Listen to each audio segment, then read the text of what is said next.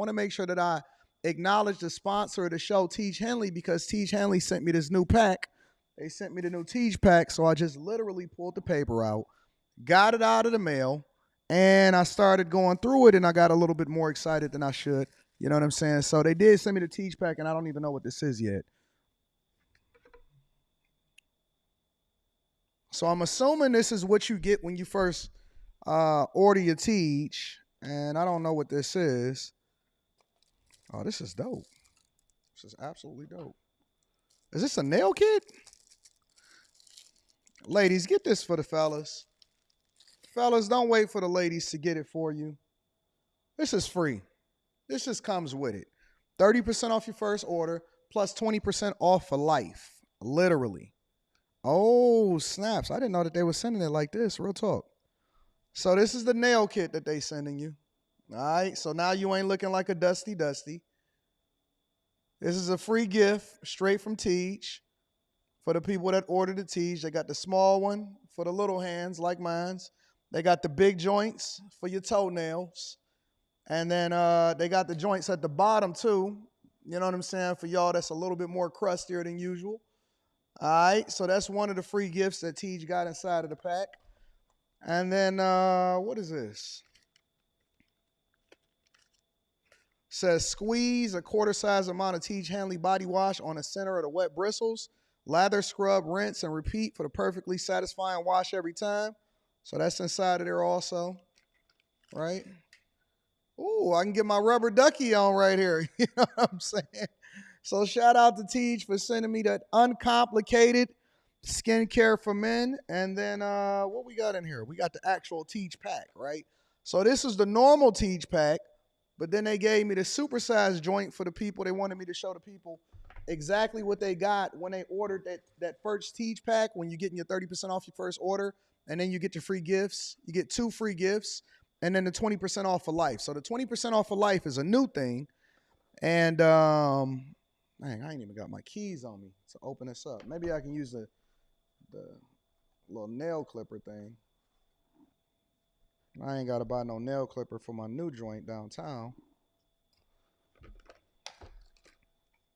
And then you get all of the washes, all of the scrubs, all of the AM, the PMs, and all of that stuff. So you got the whole thing inside of there for you to make sure you take care of yourself. But you got to make sure you take care of it every day. Right? We don't want to miss days. We don't want to be looking like dusties. It does not absolve you from being able to make sure that you brush your teeth. Brush your teeth. It don't fix the teeth problem. Don't fix you ironing your clothes. Don't fix you being able to take care of your business. But it absolutely makes sure that your skin is phenomenal, even when you're going between shaves. You know what I'm saying? So shout out to Tiege Hanley. We absolutely appreciate you. Thank you for continuing to hold us down. I might do an official Tiege commercial, but I like just talking authentically to the people. I like giving the people the authentic look of what it is that you're dealing with, and I want you to hear from me personally, because anybody can do that little pitch and they can make some little videos, but very few of us can actually speak to the products of exactly what it is that you're supposed to use. So yeah, Tiege Hanley, 30% off your first order, and then 20% off for life. That's the Anton Daniels pack, 20% off for life. Using any other Tiege pack, make sure that you go ahead and let that go.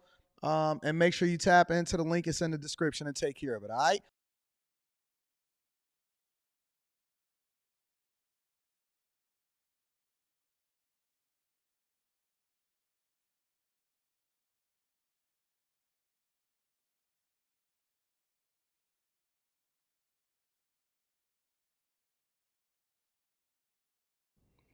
What's going on is Anton from AntonDaniels.com. I appreciate you guys for continuing to rock with me.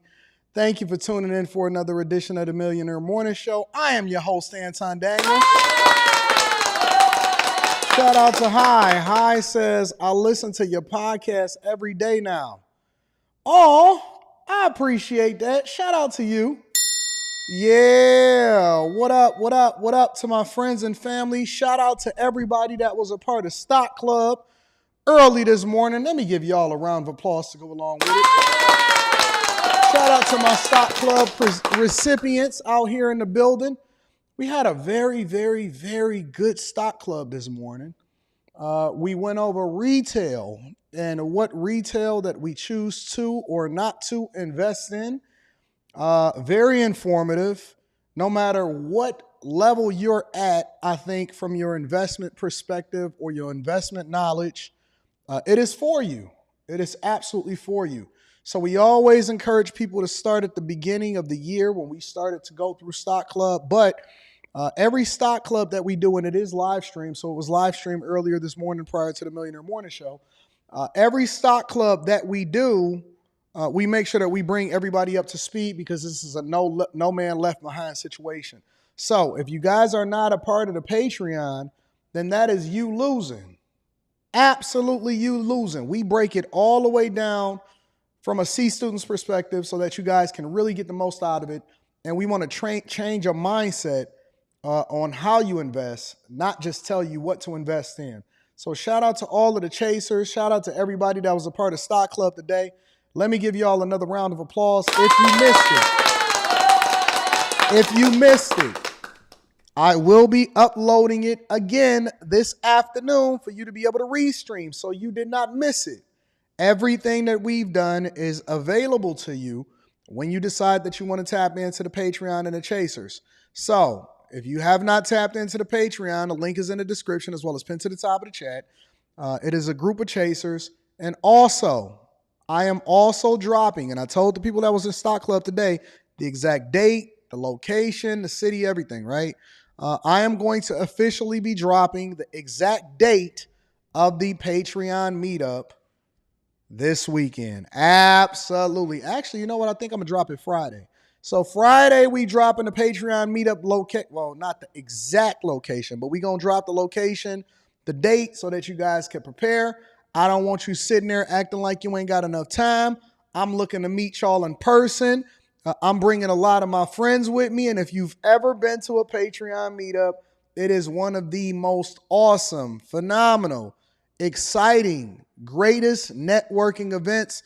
We always have a good time. Ladies be coming out, showing out. Fellas be coming out, showing out. I bring my friends. I kick it with everybody. And then you get to really kick it with me in person and see what's popping.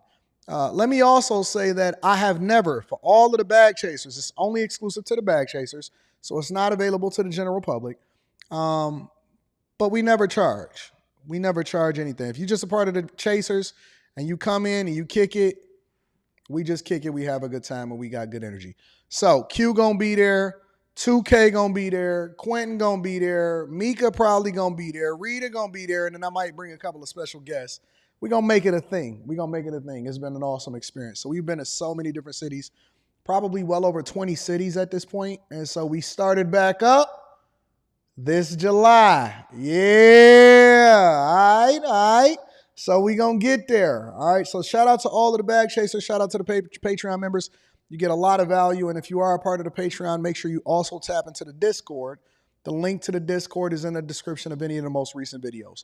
Shout out to the sponsor of the show, Tiege Hanley. 40% off your first order, plus 20% off for life, and a free gift. Tap into the Tiege Hanley. Is lit. Is lit. All right, let me acknowledge the Cash Apps and the Super Chats. First, we're going to get to the Cash Apps. I want to acknowledge my dog, Ken G. Shout out to Ken G in the building. Thank you, my friend, says, for your work. I appreciate you, Ken G. I also want to acknowledge my big dog, Brandon. Brandon says, for what up, though? A jeweler, boxing manager, and now a chaser. Let me get a round of applause. All of the new bag chasers, welcome, welcome, welcome, welcome, welcome. And then I want to give a special, very, very, very special. I want to give a special to my girl sister, says Mr. AD, super duper dope Stock Club session this morning. You are the bomb.com. I love you, Mr. AD. Sister, you just too generous. I mean, I know the value that we give is incredible, but I cannot thank my people enough. I never ask. I never, ever ask for this level of support, but I guess the people see the value in what we bring and the community and the love and the pouring back into each other. So hopefully I'm adding just as much value into you guys' lives as you guys are adding into my life. Sister is already an honorary family member at this point because she loves and supports so much. So shout out to sis. I love you. I appreciate you. You can never, ever be appreciated enough. Not only was she the first super chat of the day, but she supported with such a big, generous donation. I had to even learn how to accept this type of love, but y'all was kicking my butt, so here we are. So shout out to my girl sister. I love you. I appreciate you. You are always, always going to be taken care of here. I pray for you. You absolutely dope. Shout out to you. Shout out to Mr. Lolita. Says, Anton, was this your Cash App? Huh? Oh, Anton, what is your Cash App? My Cash App is in the description. So it's in the description of this video if you want to look at my Cash App or my PayPal, my official Cash App or my PayPal. It is in the description of this video. I don't even know it exactly. So, that's how you know I don't really be giving it out. Thank you to Miss Lolita. I love you. Jamal Fowler in the building says, I had to slide in on a Wednesday. Shout out to Jamal Fowler. I appreciate you for also supporting the flat platform. Thank you. And thank you to all of you guys. Listen, it doesn't matter if you give or if you don't give. I'm just appreciating you guys being here. Every single last one of y'all. Y'all know who y'all are. I love y'all. Thank y'all for hitting the like for the algorithm. I don't care what you give. I don't care if you don't give. Just thank you for being here and thank you for being a part of this nation, this movement that we got going on. Join the Chasers. Link is in the description as well as pinned to the top of the chat. Also says, do you still recommend getting out of debt before investing for people in your 20s? Absolutely. Let me tell y'all something. Shout out to my dog, Rob G. The methods by which you become successful never change. I don't care what decade you in. I don't care what group you in, Gen Z, millennials, boomers, Generation X. It all works the exact same, 100%. You basically are removing the brocks from your backpack before you climb Mount Everest. It's so much easier to run down the street when you ain't got a whole bunch of weight on you. You know what I'm saying? And that's what debt represents. Debt is basically a wealth killer. It's you giving away interest over into the banks unnecessarily instead of keeping it in your pocket and then leveraging it in order to compound your returns on your investment, all right? So I absolutely 100% recommend now, don't under any circumstance forego the free money. So for example, if you get in a 401k match it, get it all the way up into the maximum that you get the match for from your job, and then throw the rest of it getting rid of that debt, man, because you don't want to be sitting with that burden over your head. You know what I'm saying? So Rob G, get out of debt. All of my young people in their 20s, get out of debt. Y'all ready to get started with the show? Are you ready to get started with the show? All right, y'all, time to get into it. You know what time of the day it is. You know what time of the day is. Quick hits, ladies and gentlemen. Quick hits is a segment of the show that we don't necessarily think that we need to dedicate an entire segment to each individual thing that we talk about, but we definitely want to keep you guys informed on what's happening out here in these streets, man. First things first, remember the UPS driver that was shot 14 times? Y'all remember that? I actually did a video on it. He was eating lunch. He was out there in California, and then they had to surround the other guy that was in the truck and then eventually take him into custody and stuff. Well, one of the benefits of taking the prisoner alive is you get to find out, hopefully, exactly why they shot the guy in the first time. Turns out, not only was the guy that killed him a childhood friend, but it was also a person that possibly worked with him in the past. Take a look. Now at 5:30, calculated and cold-blooded. Prosecutors releasing new details about the suspect they say shot and killed a UPS driver as he sat in his truck. Good evening. This is a KTLA 5 News at 5:30. I'm Cher Calvin. And I'm Micah Ullman. The details about the gruesome targeted attack are chilling. Authorities detail how the suspect tracked down his victim. KTLA's Shelby Nelson joins us live from Irvine with the new details. Shelby. Cher, Micah, 14 gunshots in a matter of 19 seconds. That's how many times the Orange County District Attorney says that gunman opened fire on his childhood friend last week in Irvine, killing the UPS driver. And now the District Attorney is releasing even more details about what transpired that day. The suspect, identified as 46-year-old Riangelipa Fontanoza of Aliso Viejo, a UPS employee. He's accused of tracking down and killing UPS driver 50-year-old Expedito de Leon, who is described as his childhood friend. The district attorney now releasing the troubling details into what transpired that day leading up to the shooting. It was last Thursday at around 12:30. Fontanoza allegedly stops a UPS driver asking them if a certain route belonged to De Leon. It didn't. So Fontanoza allegedly heads to the UPS Aliso Viejo substation, gets on a computer that shows the driver routes. The DA says there he takes a picture of the routes on his phone. Then, just before 3 p.m., Fontanoza allegedly tracks De Leon down on his route. The DA says he drove past De Leon a few. Wait a minute. I didn't know all of these details was going to be released.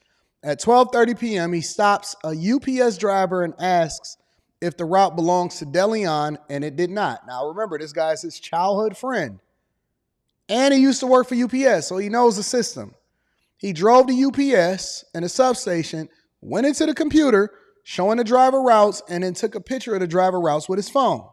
Just before 3 p.m., he then tracks down De Leon on his route, waits for him to make a delivery, so he already knew where he was going to be going, and then he drives to his next truck. He drives next to his truck, and then he opened fire. This is some crazy stuff. So, fam, childhood friend, track you down, know what your route is. Bro, if this is not one of the worst premeditated situations, the only question that we have is, why? Why would he go over there and do his childhood friend in? I can only assume it's possibly over a woman. It gotta be. The only time I've seen dudes get this emotional and do this type of stuff is when it's over some money or it's over a woman. Few times in a new vehicle that De Leon apparently wouldn't recognize. The victim gets out of his truck to make a delivery. He returns, buckles his seatbelt, and moments later, Fontanoza allegedly opens fire on his childhood friend, killing him. Fontanoza then drove away. Police found his vehicle later that afternoon in Orange, where there was a brief standoff before he was taken into custody. The big question is why? What was the motive behind this? What would lead to the suspect killing his longtime friend? Authorities are still investigating that. Orange County District Attorney Todd Spitzer releasing a statement saying in part, Mr. De Leon was just going about his day doing his job with no idea his longtime friend was stalking him with every intent to kill him. The depravity involved to plot and carry out a plan to execute someone you shared a lifetime of memories is not something any one of us can wrap our heads around. Somebody And buzzed down Fontanoza somebody's has chick, been bro. charged with 1 count of murder. Some special circumstances have also been added, one of them including that he allegedly lied in wait. Now, he is being held without bail and is due in court for an arraignment next month. And the DA says if he is convicted, he will be eligible for the death penalty. You know he getting the death penalty. You can already forget it. Sometimes, some things is unconscionable. And you already know that that boy is going under that needle. 100%. This is wild. Crazy. I'm going to be reading those super chats shortly, and I'm also reading the Cash App. That's insane. The only thing I can think of is it got to be over a woman. Has to be. 1,000% got to be over a woman. Anyways, moving on. So a Venice attack now leaves some victim brain dead.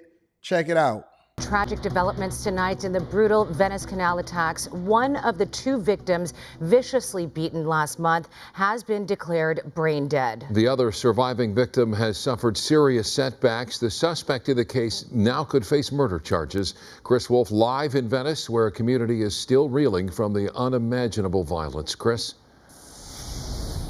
That's right, Micah and Cher. This is certainly a devastating turn of events in a story that has shocked Southern California and the world. It is just very sad to learn that doctors now say one of the victims will not be recovering from her injuries. People close to the victims and the cases tell KTLA.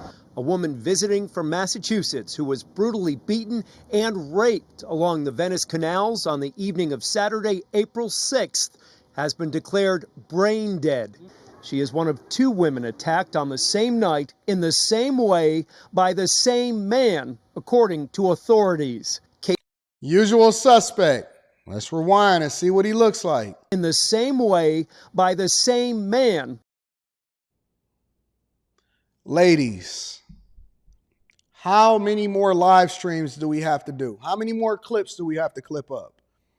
How many more situations do you need to see where I tell y'all that it is not safe out here for women? Let me say it again for the people in the back. It is not safe in these streets for the ladies. It's not safe for y'all out here in these streets. It's vicious, it's mean, it's brutal, it's monstrous, it's torturous.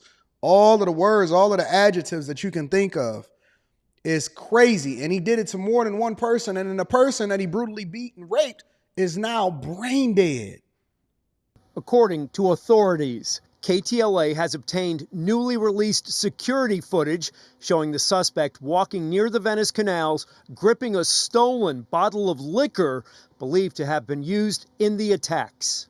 With help from the community, including critical surveillance footage, law enforcement personnel arrested 29-year-old Anthony Francisco Jones in San Diego 5 days after the crimes. Prosecutors slapped him with a number of charges, including forcible rape, mayhem, torture, and attempted murder.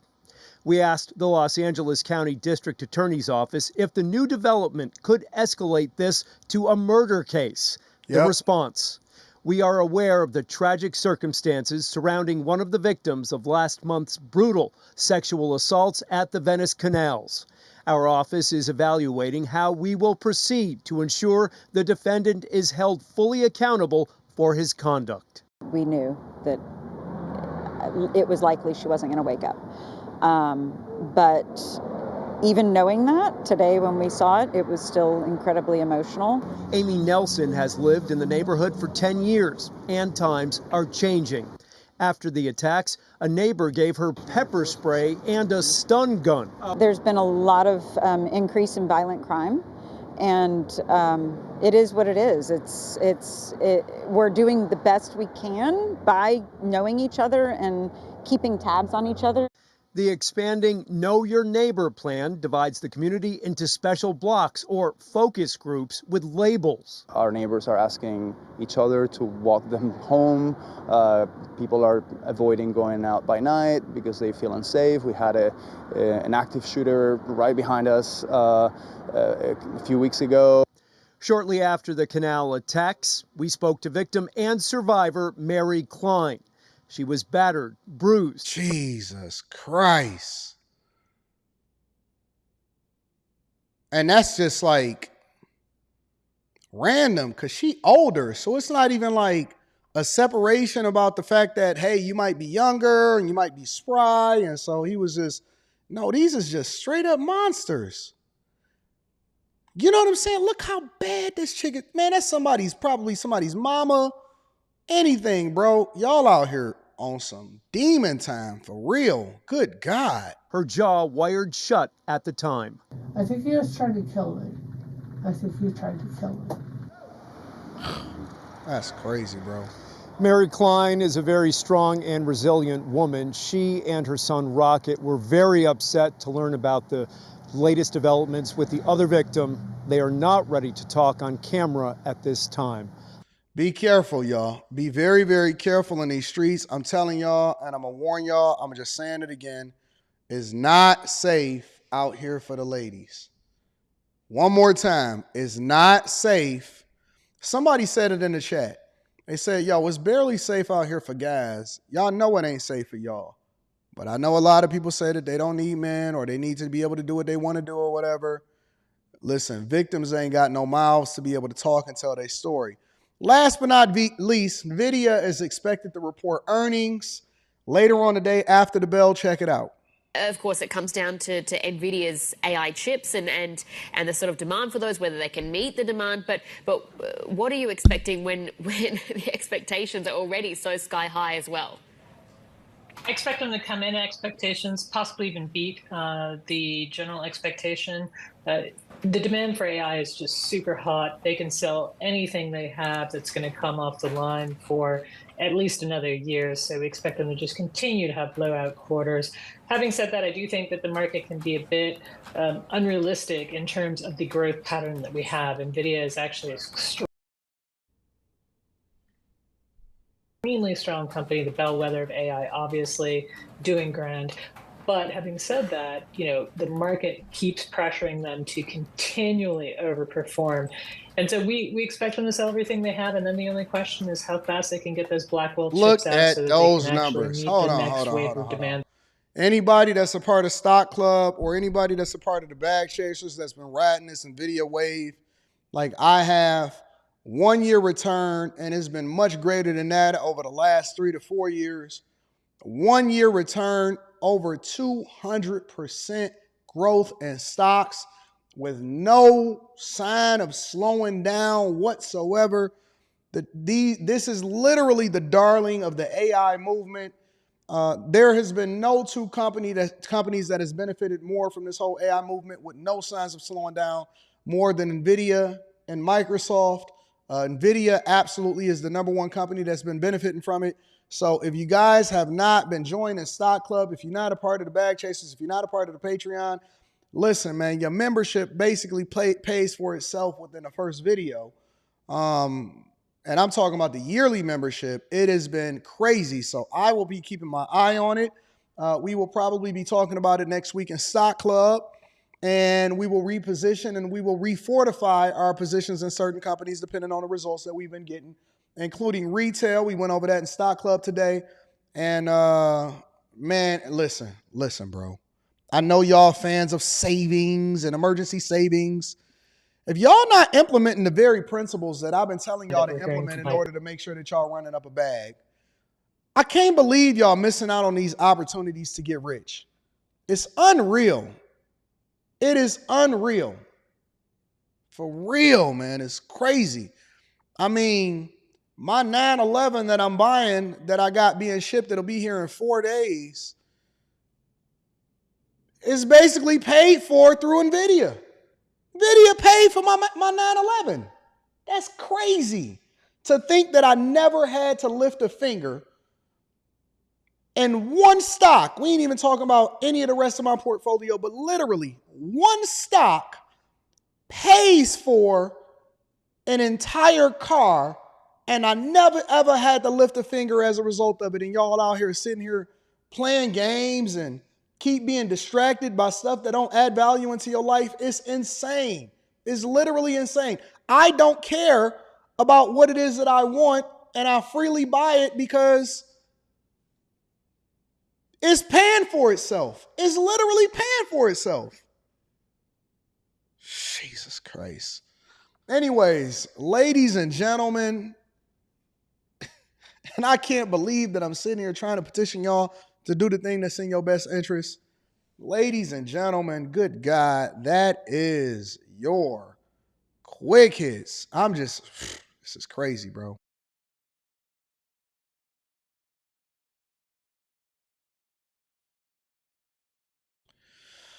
Oh, let me go ahead and get back to the to the people. I want to acknowledge some of the super chats and the cash apps. Magic Don Twine is in the building, says, not much, bro, but letting you know I'm still with you. Thank you, Magic Don Twine, for always holding me down, big dog. I appreciate you. Bam Flacco is in the building, says, all this madness, I believe Neanderthals had more sense than us. At least they was killing for a reason. Mars says, Fani and a judge winning a primary while being corrupt is crazy. We do this to ourselves, black judge, DA, police, yet the people claim oppression. Oh, we're going to get to Fani Willis. That's going to be a part of the show today. Let me give a round of applause to a couple different people on Cash App and right here on a Super Chats. Man, you can see how much value we add. I don't even ask for Super Chats, and the people support the platform like crazy. Shout out to my people, Delta Fox. Says, thanks for the coaching call on Monday. Looking forward to doing it again in a few months. Listen, y'all, if y'all need to get in touch with me personally, make sure you email me, AntonDaniels413@gmail.com. AntonDaniels413@gmail.com. That's all we do for business is make sure that we take care of business. You know what I'm saying? Shout out to Delta Fox. I appreciate you.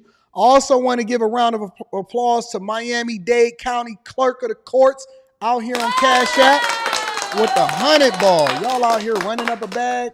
Y'all telling me that the rest of the county, the rest of the environment that we got going out here, they seeing inflation and they suffering from it, and we the ones that's benefiting from it.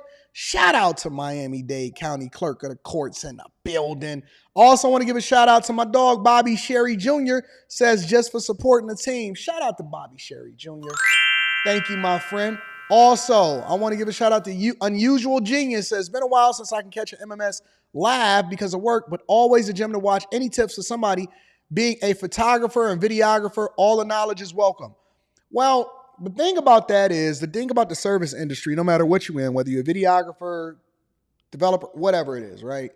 I always believe that the value that you have is what somebody is willing to pay. Or here's the other side of it, what they're willing to not leave on the table. So one of the ways that I've always gotten started in any industry in order to get more clients and then be able to raise my prices is I did it for free at first.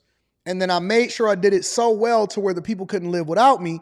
And so when it was time for me to move forward or move on, because I started getting more clients, they started paying me what they knew my worth was or whatever my price was because of the value that I added into them. Whenever you're trying to sell somebody something or whenever you're trying to help somebody realize how great you are at what you do, you always don't sell them based off how good you are, but how much value you add to them. That's it. You can sell anything to anybody if you help them to understand the value that they get. It's not about how great you are. It's about the value that you bring to them. So whether you pitching them for free and then ultimately we'll do business with them later, whether you're trying to start from scratch and get more clients, whether you're trying to create visibility for yourself, always look at it from the lens of what value do I add to you first, and then everything else starts to come into place. So shout out to you. I appreciate you, Unusual Genius. Thank you for supporting the platform. Mr. Lot is in the building. Shout out to Lot. Says, what up, though, to the Chasers? They're stopping by in between meetings. Just got my Houston. Oh, see, because you already know the dates because you're a part of the Chasers. Shout out to Mr. Lot in the building. Seeker Truth says, I wish I watched this show earlier. Well, I'm glad that you said that. What I've determined that I'm going to do, because I've been really trying to figure out how I want to do the second part of this show, is I think I'm going to separate it starting sometime either next week or the week after. I want to start doing it the first week of June. And so what I think that I'm going to do is I'm going to focus more on the money aspect of things and a separate morning show. And then we're going to do our regular show at the normal time that we do in the afternoon at 11:45 to 12 o'clock a.m. Eastern or p.m. Eastern, 11:45 a.m., 12 o'clock p.m. Eastern. And so we always going to have a regular morning show like we always do. But I think that I'm going to have a separate segment earlier in the morning just dedicated to money-related topics. So we're going to be testing something out over the next couple weeks as I refine it. You guys let me know what you think inside of the comments, and then we'll go from there. Shout out to Ari. Ari says, been MIA chasing the bag lately. Much love to you, Anton Reader and the Chasers. Blessings and love to my family. Shout out to my girl, Ari. I appreciate you, Ari. You know you my love. Shout out to you, baby girl. Devastator says, and Quick Hits is my favorite segment. You should do a whole show dedicated to Quick Hits. Love my news. Should I? Maybe I will refine it to do a little bit differently. Shout out also to the knowledge that you share is priceless. Thank you. Shout out to J.S. Lewis for seeing the value that we bring out here in these streets. All right. I'm going to be continuing to read Super Chat. Somebody said, why not just extend the show? Because I got meetings and stuff that I got to do later on in the afternoon, right after the show. You know what I'm saying? So we got to get into it. Anyways, let's go ahead and continue on with the show. I will be reading Super Chats throughout the show. Let's go ahead and get started and get it rocking. And I think that the first thing that we want to do is we want to get the BS out of the way, right? So we got a couple of topics from women that we need to bring to the front of the congregation. And they out here messing up the bag and not taking care of business and doing bad things. And this woman just can't stop, won't stop. Literally been listening to Diddy her whole life. Can't stop, won't stop. Tiffany Henyard can't get right.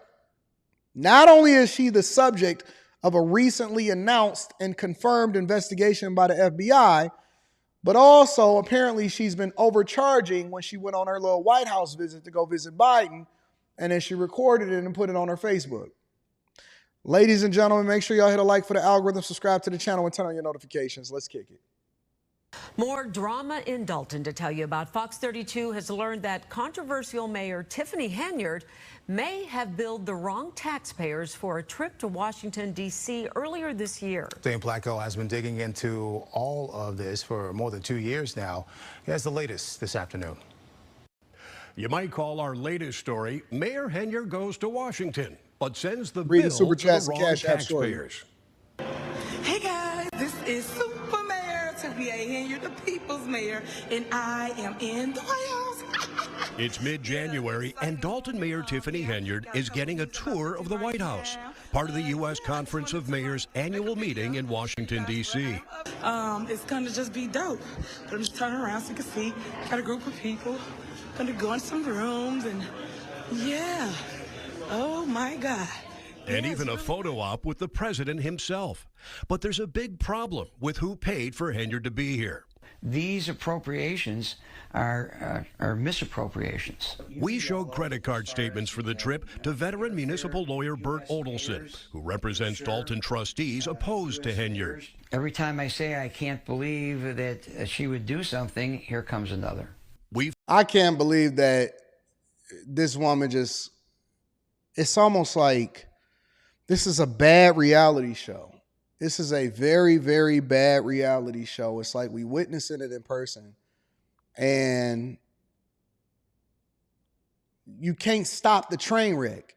We all see it happening in slow motion. We literally just witnessing it. We never knew that we was going to be witnessing the downfall of everything and everybody that was around Dalton, Illinois, right? And we're watching it in real time, and it's like nobody can see it except her. Or everybody can see it except her. Look at Keith Freeman on there. Found more than $9,000 in charges for the U.S. Conference Mayors meeting, including conference fees, flights to Washington, D.C., hotel rooms that were all charged to a credit card belonging to Thornton Township, a completely separate unit of government where Henyard serves as supervisor. All right, so let's really break this down in what they're saying. They're saying to you, listen, Tiffany Henyard actually went to a mayor's meeting, but she's the Thornton Township supervisor. Okay. Well, what does that mean? Well, she has two positions, which means she has access to be able to manage resources across the board, and she's being paid separately for both. Well, why is Thornton Township the ones that are paying for her trip as a mayor to a mayor's conference over to Washington, D.C.? Incompetence at its finest. Incompetence, and this is one of the reasons why we have checks and balances. This is why you cannot have a dictatorship. You ultimately have to have different bodies of government, and we have the Freedom of Information Act in order to be able to source through and see what people are doing, because you don't want to be paying for something that you're not even supposed to be paying for in the first place as a taxpayer. So you cannot be a Thornton Township supervisor or be billing it to Thornton Township on their credit card. And then this is why you have to have audits and people that come through in order to be able to make sure that you're doing things the right way, because you may be incompetent, or maybe you're just not as good as you're supposed to be at your job. And so while you was out there with the camera and showing it, you know what I'm saying, and she booking stuff for Keith Freeman and all of these hotel rooms, well, you're doing it on the wrong credit card. You're supposed to be billing it to the people over there in Dalton, and they can't afford it either. But let's continue. There's no reason for anyone from a township to go to a mayor's conference. A mayor's conference is a mayor's conference for mayors. You're the one who found these. Yep.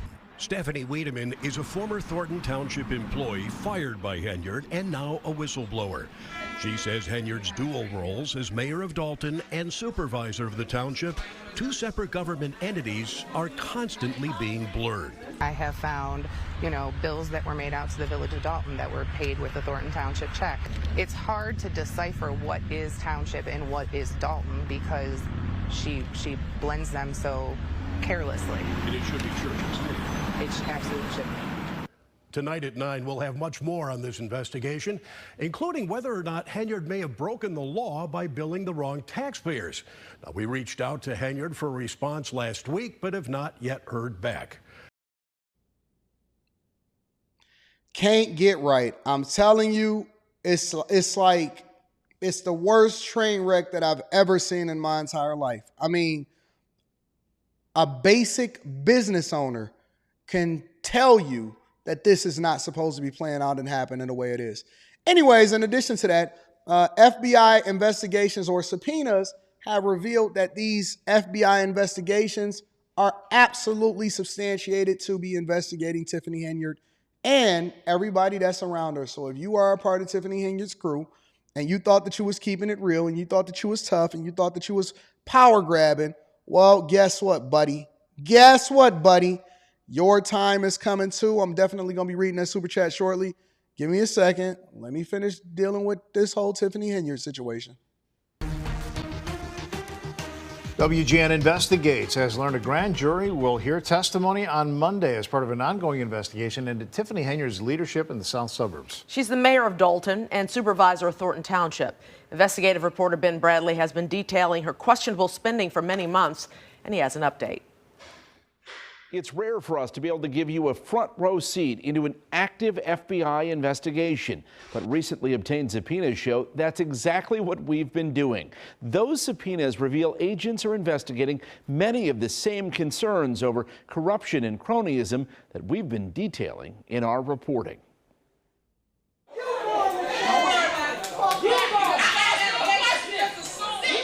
This is what passes for public debate in Dalton. It's the result of months of frustration over Mayor Tiffany Henyard's leadership.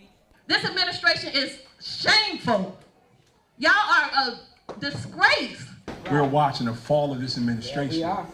WGN Investigates has obtained or reviewed subpoenas the FBI served to Thornton Township and Dalton. They serve as a roadmap to the ongoing federal investigation.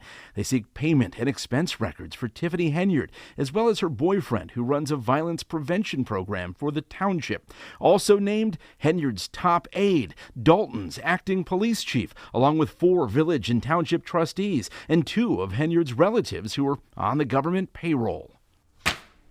They'll turn up more and more information. They'll turn up more leads. They may turn up more witnesses. They may find a cooperator. They may find an informant, all which will benefit the investigation tremendously. But based on what we know now, if you're Tiffany Henyard, how are you feeling? I would be nervous. Nothing is more nerve-wracking and will make you more nervous than them alphabet boys. Listen, I don't even like 3 letters. I don't like 3-letter words. I don't like people that say things in 3 syllables. I don't even like the number 3 sometimes. Don't even put me on the 3rd floor. None of that. None of that. I don't even like 3 sometimes. Them 3-letter words is nothing more scary because you don't have no control over that. You got control over a lot of different things in your life. You got control over whether or not you want to bust down that chick. You got control of whether or not you want to go spend that money, buy that car. But man, let me tell you something. Those 3-letter words, FBI, IRS, ATF, alphabet community, ABC, all of that stuff, I don't like it, bro. But there's no foundation in the state of Illinois moving like we stupid. Right thing. That's right. The FBI also demanding records from the Tiffany Henyard Cares Foundation after we reported at least $10,000 in taxpayer money went to it. And the group used government workers and resources for the charity's walk to Springfield. After we reported earlier this year the charity had failed to file required financial records, Henyard claimed she had nothing to do with her namesake organization. All I can tell you is that I'm not the one on anything. That's the only thing I can tell you right now. So I'm just trying to answer to the. So you're saying there's a foundation that's not registered, but it has nothing to do with you? Correct. That's true. Okay. That's so you're not aware of any of the work that they've done, money? And you know what the worst part about this situation is? It was no reason, 0 reason whatsoever for her to appear on Roland Martin. Let me say it one more time for the people in the back. There is no reason, 0 reason for her to go on Angela Yee and Roland Martin in order to continue to tell on herself and then be questioned and grilled about something that ultimately will be going to the FBI. Zero reason at all, but go ahead. Just throw yourself under the bus. Did they raise anything along those lines? Correct. The FBI also demanding records related to Henyard's travel. WGN Investigates has reported she and her team frequently travel first class and have stayed at high-end hotels. She traveling first class like she me.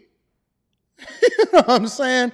She over there riding around on Dalton taxpayer dime first class like somebody gonna recognize her inside of the airport. Girl, if you don't sit your... The cost in the past year, more than $102,000. The FBI wants the receipts and to know the purpose. I do not handle anything as relates to with credit cards. As you heard me speak today in my board meeting about, I do not handle that. Some of those charges are for you, though. No, sir. You didn't go to Las Vegas?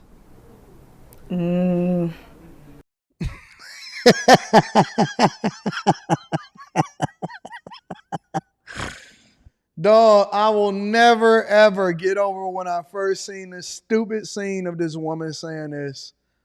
And she was over there looking like Lil Wayne. Weezy F, baby. And she hit us with the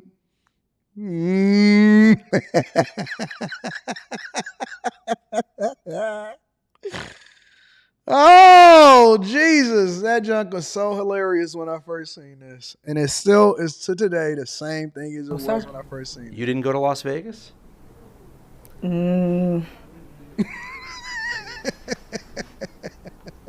What is that? No. And she was about to lie. Do y'all realize that this woman right there was literally about to lie? She was about to say, no, I didn't. No, I did not. No, she said, She caught herself before she lied to the people. She literally was about to lie to you, to the people, but the camera was on and she knew she was about to lie. She literally is about to say no. No, sir. You didn't go to Las Vegas?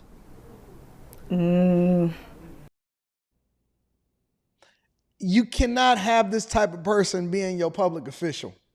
There's no way in the world you can have this person overseeing your money. You cannot have this person giving you advice. You cannot have this person managing your finances. You cannot have this person making decisions on behalf of the taxpayers. No way ever. No way ever should you ever have this type of person that is willing to lie to your face. But the only reason that they stopped is because they knew that it was going to go on YouTube. And that's crazy. That's crazy. And whoever it was that was standing behind that camera was like, crazy, bro. What is that? No comment. You don't know if you were in Las Vegas? Of course I do. Were you? It's not paid by them. Did you fly first class to Las Vegas? It's not paid by who? It was paid by the taxpayers. She just lied again. Yo, when we go back and we look at this, yes, she is Clay Davis from The Wire.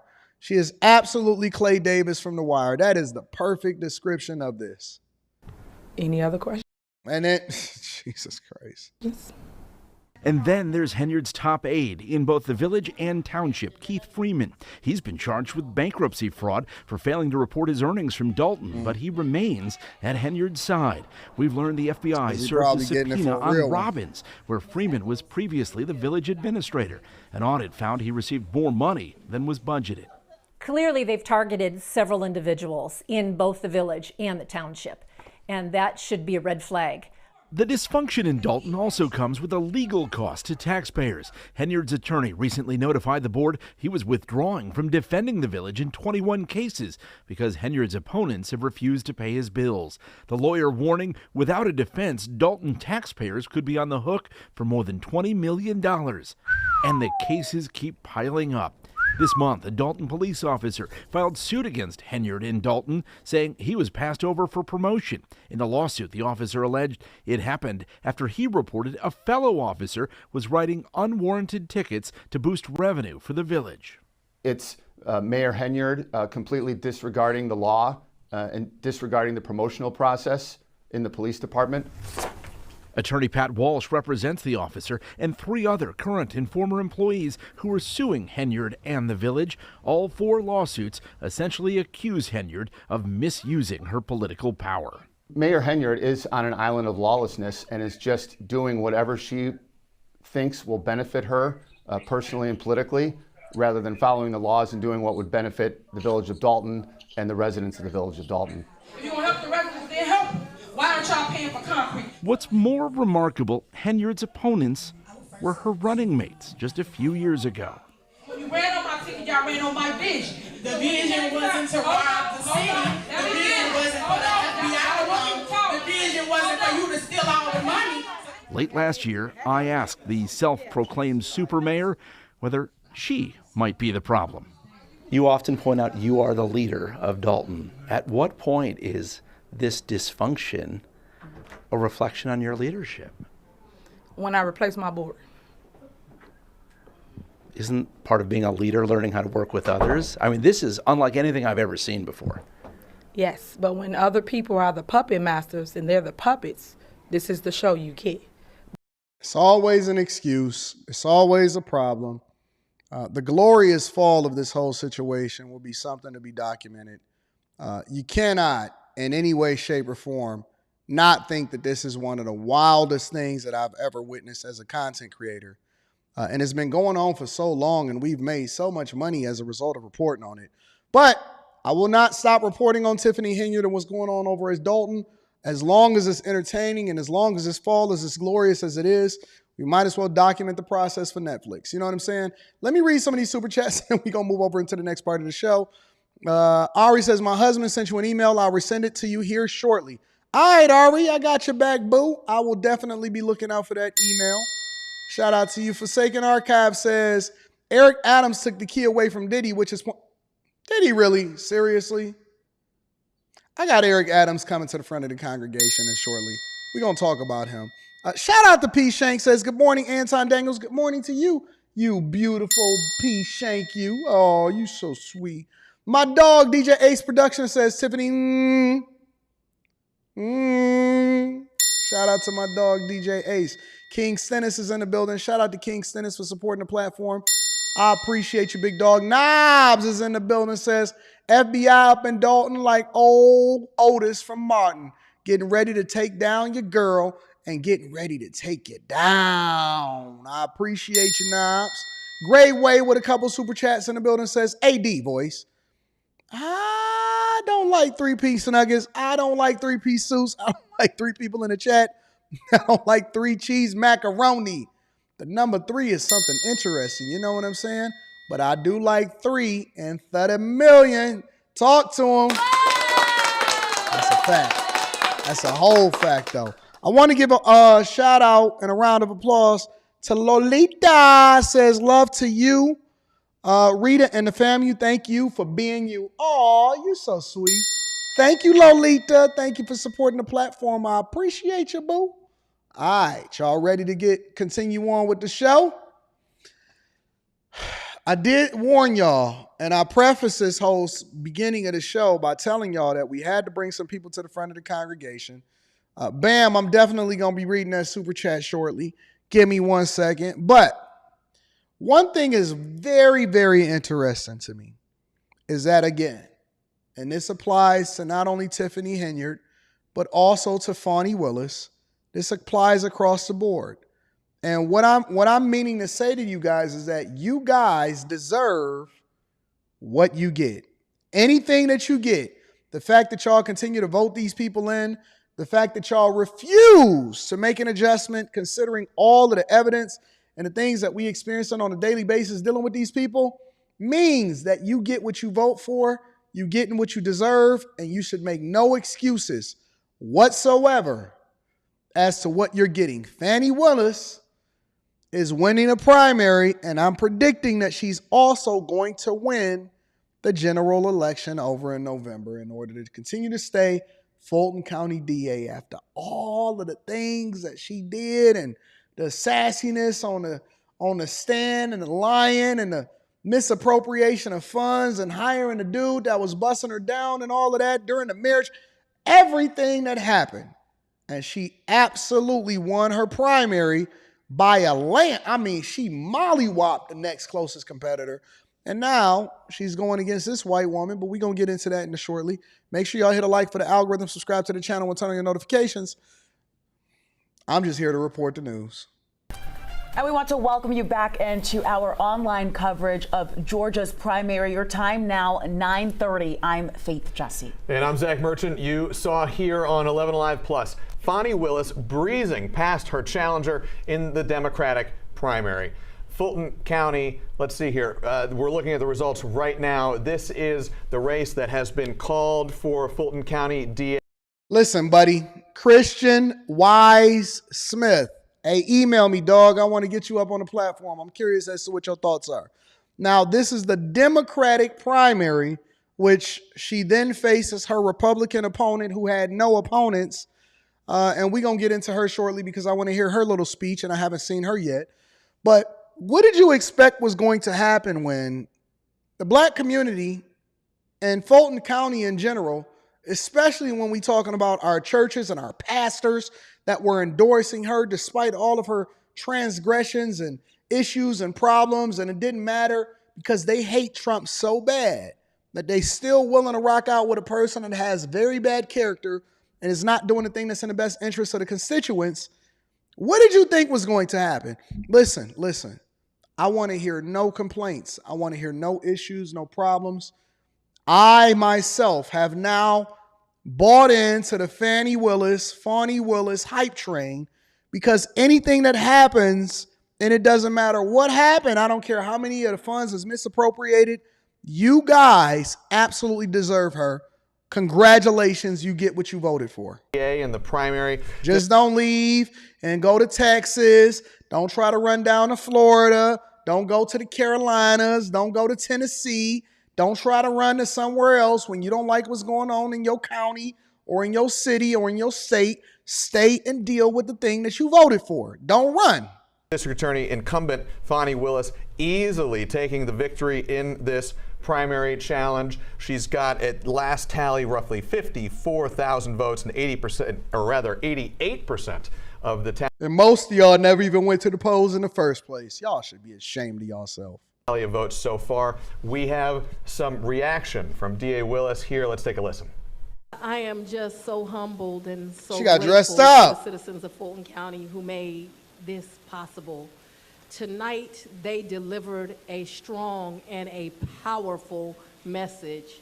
They want a district attorney that believes everyone deserves to be safe and everyone is entitled to some dignity.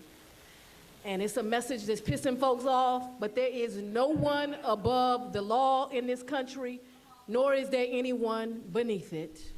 Except for you. And you're listening right now to District Attorney Fani Willis reacting to her victory. At that watch party, which is in Buckhead, that is where 11 Alive's Grace King joining us now. Grace, last time we checked in with you, there was a lot of energy back there. The district attorney said that this is the time for us to stop and smell the roses. You spoke with the woman that Willis will now run against in the November election, Courtney Kramer. What's she saying tonight? Well, we heard from Willis tonight, who said, you know, this is not the end of her campaign, it's the beginning. And the person who will challenge her is Republican Courtney Kramer. She's an election law attorney who's practiced for about 4 years. She also worked for former President Donald Trump at the White House briefly. She said that she is willing to step aside from that case if she's elected, but that there's a lot more to the job than just that election interference case. She says she wants to give Fulton County voters a choice between a Democrat and Republican for the first time in quite some years. Take a listen. I'm going to go ahead and just go to this chick's full speech. How about we do that? So this is the woman. Her name is Courtney Kramer. She has no chance whatsoever in Fulton County. Let me say that one more time for the people that's in the back. This is really just a stand-in, a punching bag, in my opinion, because she has zero, and I mean absolutely, positively zero chance, in my opinion. Now, remember I told you this. We're going to revisit this conversation in November, but in my opinion, I don't think that she has a chance against Fani Willis. And so welcome, Fani Willis, your newest or your incumbent that is going to get reelected over into the Fulton County DA. It's unreal. But let's go ahead and hear what she has to say. So people should vote for me come November because, well, I kind of want to backtrack from that question, if you don't mind. So Fulton County has not had a Republican qualify for district attorney in over 30 years. I'm 30 years old. So basically in my whole lifetime, we haven't had a Republican qualify. In 30 years, you have not had a Republican even smell Fulton County District Attorney's office, let alone a white woman with blonde hair. You can forget it, big dog. In 30 years, you have never even seen a Republican sniff what was going on over in Fulton County. You can forget it, bro. And Fani Willis is the first female district attorney, so I know for a fact we haven't had a female qualify in well over 30 years, probably 50, probably 60, you do the math. Fulton County hasn't had a voice for who their next DA is going to be. We've always been told on the ballot come November, it's one name, it's whoever qualifies, right? So it will be the Democrat nominee. Normally it's Paul Howard and now Fani Willis. We haven't had a Republican, and I think conservatives deserve a voice, and Fulton County deserves a choice in who their next DA is going to be, especially given the political climate the last 4 years and 8 years under Paul Howard. Why did you decide to run? Because I just want to effectuate change. Every job I've ever held, every position I've ever held is always, the goal is to effectuate change for the better. I'm born and raised in Fulton County. I've seen the decline of Fulton County under a Fani Willis administration, under a Paul Howard administration, and that's exactly why I decided to run. It's not safe anymore. People don't want to live here anymore. I don't think that's fair for the voters. I don't think it's fair for the citizens, and I think that, like I said, Fulton deserves a choice. Are there any changes that people should expect if you were to be elected? 100%. You will have absolute transparency if I am elected, and accountability. I don't think we have that right now. We don't know where our money is going to. As a taxpayer, I have no idea where my money is going to. We get told vaguely where our money is going to and what it's being used for, but that's not really the case. If you talk to our Board of Commissioners in Fulton County, the current administration in the DA's office will request money, and that money will not be used for what it was supposed to be allocated for. That's a problem. We have to have accountability and transparency in this office, and that's exactly what I would bring to this office. I agree with you, Jennifer. Fani Willis said that you were challenging her, but you didn't really have many qualifications to actually take the office. What would your response to that be? My response to that, and I watched that today actually, and I kind of giggled, but my response would be that in order to be, an attorney and especially a DA, you have to have a good head on your shoulders. You have to know the rules of professional conduct. You have to know when you have a conflict of interest, and I have that. Fani Willis has proven that she does not have that. So qualification-wise, it's ironic to me that she says that because you have to be qualified to manage an office. You have to be qualified to manage people and know who is the best person for that office. And I'm 100% qualified in that regard. So that's what my response would be to her. Listen, she don't have a chance. I'm just...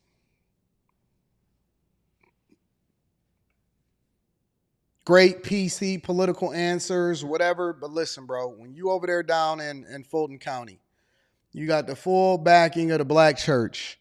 You got most people that's going to determine the election that's not even really interested in showing up to the polls. It's the perfect storm. And you got all of these women that's helping her and all of it. Man, you can forget it. Listen, baby girl. Good luck with that. And then she actually, Fani, appeared on MSNBC with Rachel Maddow. And so let's see what she had to say about this. Let me start by asking you about what your life has been like and how things have changed over the course of this past year. I know you have bodyguards. I know you had to leave your home because of ongoing threats against you. I saw footage last week at an event honoring the South Fulton police. You got a little bit emotional, thanking the police for having kept you safe in what has been a remarkably threatening environment for you. I wondered what effect the sort of constant threat of violence that you've been living with has had on you and on your ability to do your work. Softball question. Thank you for asking. Not many people ask about what is the personal journey that's been going on. And it really hasn't been happening in the last year. It's been happening since about a month after I took office. From the time I took office, I began to get threats.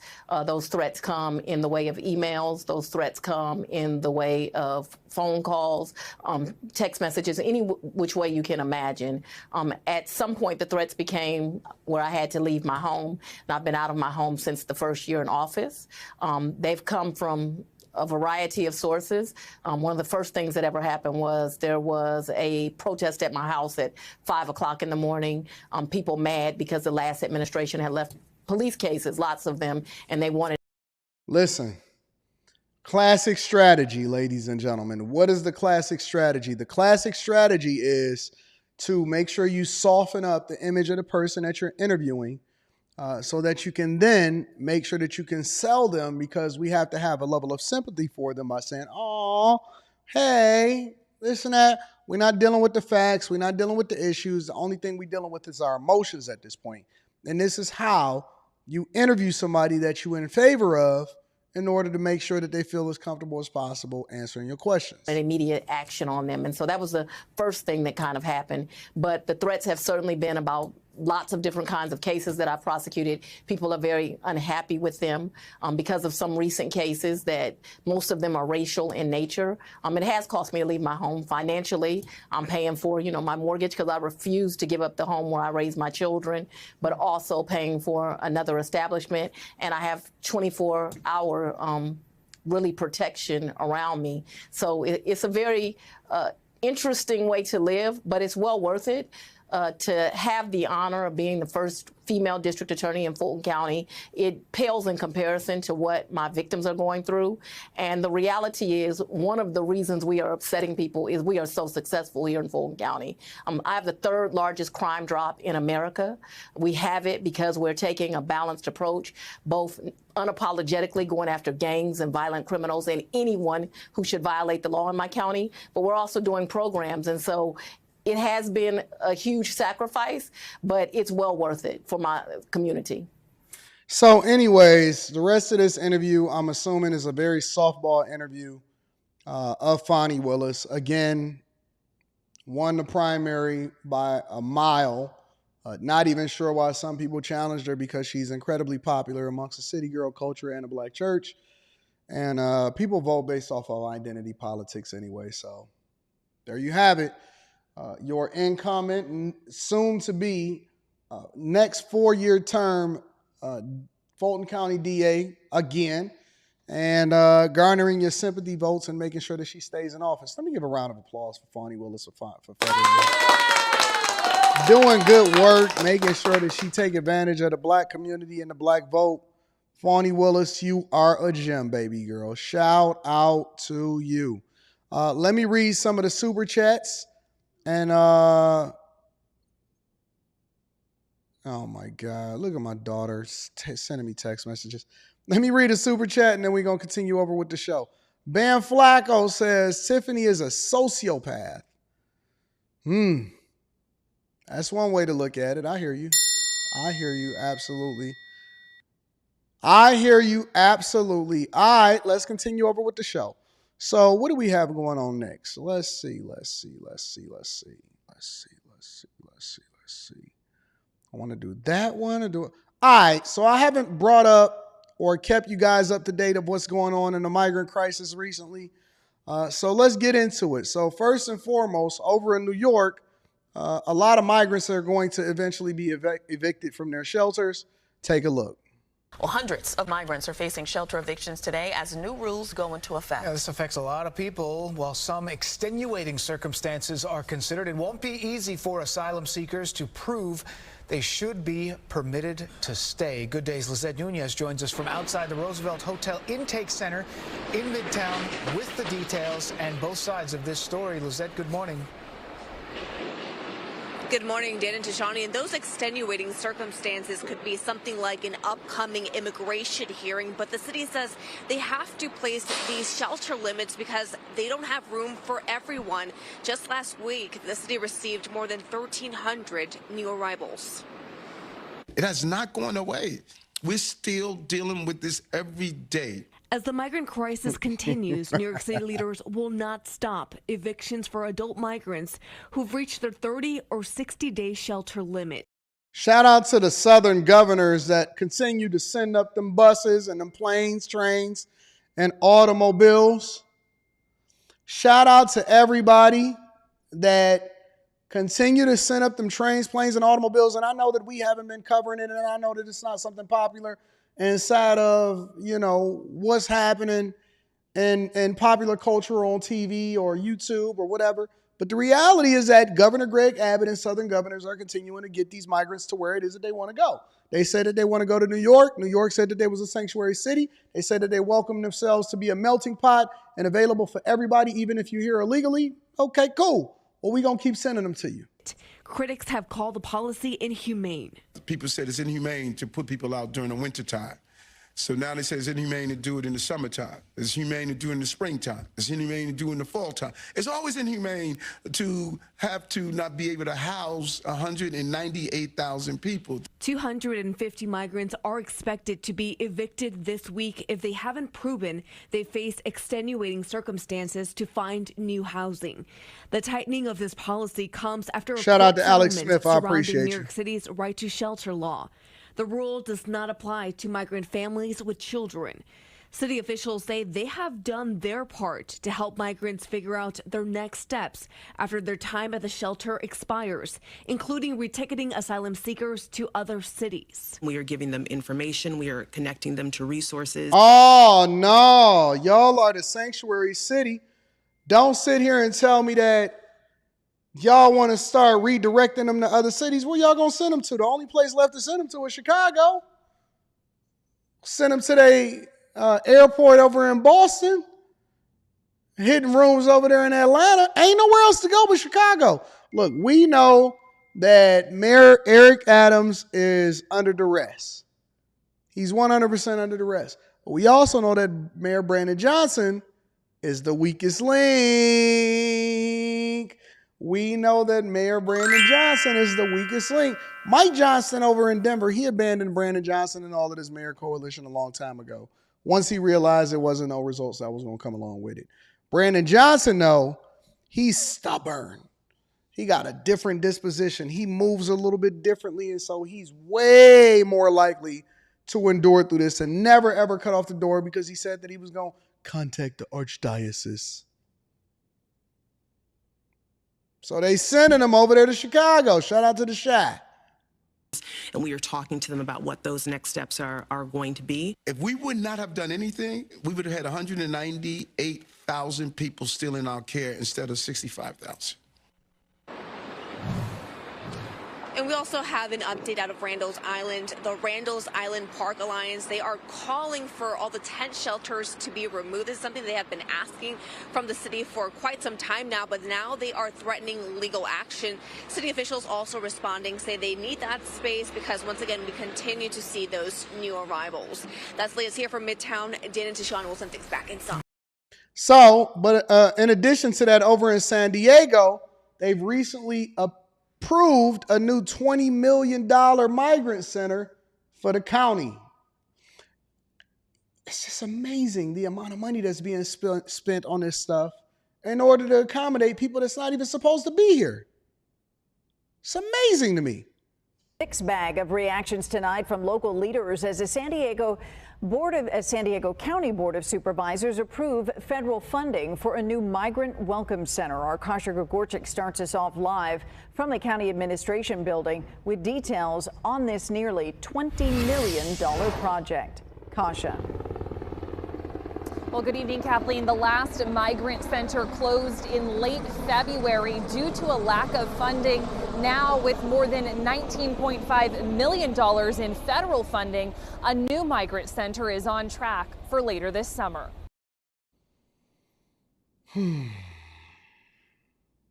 Sometimes I can't honestly say that I hate it here. Approved in a 4-1 vote, San Diego County will accept more than $19.5 million in federal money for a migrant transition day center. It will provide shelter, food, hygiene, and transportation for immigrants to reach their final destinations within the U.S. Supervisor Jim Desmond was the lone vote against accepting the one-time money, saying it's not a long-term plan. I think we're just putting a Band-Aid on a symptom instead of fixing the problem, and that problem is in my mind, the overwhelming numbers is the federal government's issue, but we should be vetting the people coming through. Vice Chair Tara Lawson-Remer critical of Desmond's response. We were saying, okay, we don't want some money that we're being offered to help fix a problem that we know we have because we want to keep this problem festering to make more politics out of it. I think this is absurd. We all agree that we have to fix the border crisis. We all agree that more investment needs to be made in border security and vetting folks. The county will also require any nonprofit contractors to accept all migrants with a goal of keeping them off the streets. We have an unprecedented number coming across the border now, and we don't need any federally sponsored homelessness. Chairwoman Nora Vargas issued a written statement saying in part the center will help close the gap in addressing the global humanitarian crisis at our border. According to the county, 136,000 migrants have been released by CBP since mid-September. When the last migrant assistance shelter closed in late February, many wound up at transit centers or at the airport with no help. We do want to process them and not have them stay in San Diego County because we can't handle or manage that. But all we're doing is we're just sending them someplace else. We're just moving the problem someplace else. And that's all a lot of the politicians care about. They only care about it not being their problem. They're not trying to solve for the main issue of why they're there in the first place. And it all comes back to the same thing. It all comes back down to the same thing. Why isn't our federal government doing more to close off our borders and vet people that are supposed to be here or who aren't supposed to be here, and then making sure that they're doing the right thing? They are running around securing the black vote, telling you what it is that you should and shouldn't do, pandering to this person, showing up in NAACP dinners, going to Morehouse, going to Howard, doing commencement speeches, becoming an honorary doctorate of these places, talking about abortion, women's rights, appearing on Drew Barrymore's show in order to be the mamala in charge. But none of them are continuously doing the thing that is in the best interest of the people. And what is that? Making sure that they close off our borders and vet who is supposed to be here and who not supposed to be here. So there's blood on their hands. There is blood on their hands. And whether they want to admit it or not, because again, responsibilities. With great power comes great responsibility. You have to be accountable for the thing that you then put your people in harm's way of. It's disgusting. It's absolutely disgusting. I heard that Mayor Eric Adams was doing an interview in which he spoke a little bit about the protests and the migrant crisis. Let me see what's happening. Good news this morning about the city's latest, even more progress. Good morning. Think about 1961, the last time we made these major changes. We were having a rotary phone. Now we have a smartphone. Yet our business and local businesses cannot adjust properly to the type of businesses that came out of that, and that's what we're going after. All right, Mr. Gorodnik, what exactly do you want to say yes to? What are some things that are kind of building ourselves to do business in New York? We're with you on that. Thank you so much. Mayor, while we have you here, I want to ask you about a couple of other topics addressing concerns around the city. And I want to start with an incident that happened over the weekend in Brooklyn, in Bay Ridge, with the pro-Palestinian protesters. That's an annual parade event that they have there. And this year, we saw 40 arrests And the video that has been released that we're showing right now, according to New York Times, 3 protesters were beaten by the police department, but then the police say that bottles were thrown at them. Can you clarify exactly what happened this weekend in Brooklyn for everybody? Well, clearly, listen, I am not pleased that people can yell out death to America, destroy America. I'm not pleased that people can have flags of Hamas and ISIS and terrorist groups. But those are constitutionally protected rights that you have to use those type of terminologies, and we're going to protect those rights. What you don't have a right to do is to ride up on top of city buses, to hold up almost 68 calls for emergency services, and those vehicles couldn't get through. You don't have a right to spit in the face of police officers and destroy property. You don't have that right. And so when people take an isolated encounter of a police officer and not the totality of what happened before and after, of those who attempted to resist arrest, those who attempted to disobey lawful orders and take those who are under arrest away from the police officers, that's not acceptable. It's not going to happen. And we're going to protect the right to protest, but you don't have the right to destroy this city. I agree with that 100%. I don't have any problems with what his stance is and how he's handled protesters over in New York. Let me see if I can find out what he's talking about as far as the migrant crisis. The pressure of running a city of this size. That's why we need a calm hand, a competent hand. That's why we know someone that not only police these streets, but walk these streets. I know how to ensure that people can have their constitutional right without disrespect. Crime is down, jobs are at a record level. Those who go outside the I want to ask you about a statement made by the governor of Texas, Dan Abbott. Greg Abbott, buddy. Pardon me. Greg Abbott, not Dan, not Patrick. His name is Governor on Wheels. Meals on Wheels, Professor X. Greg Abbott, you better put some respect on that man's name. Let me get a round of applause for Greg Abbott. Shout out to Professor Wheels that's out here being the greatest governor of all time. Let's continue.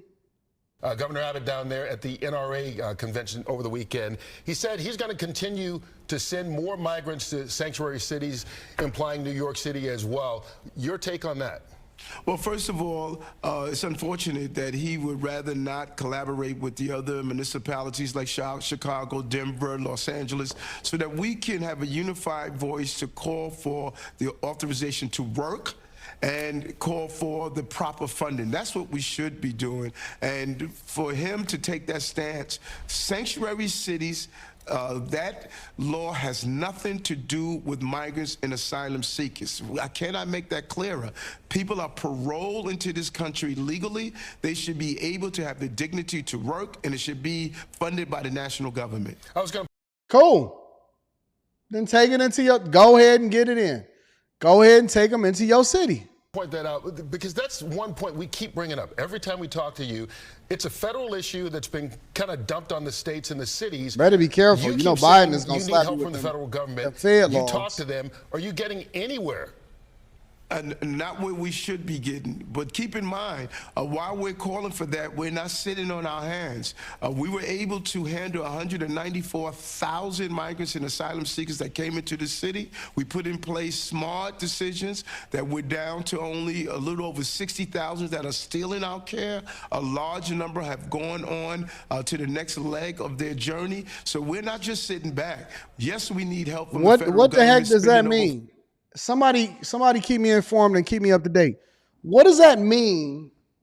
Okay, 194,000 minus 60 is 134,000 migrants on the next leg of journey of their existence. What does that mean? Does that mean y'all sent them back to the country that they came into?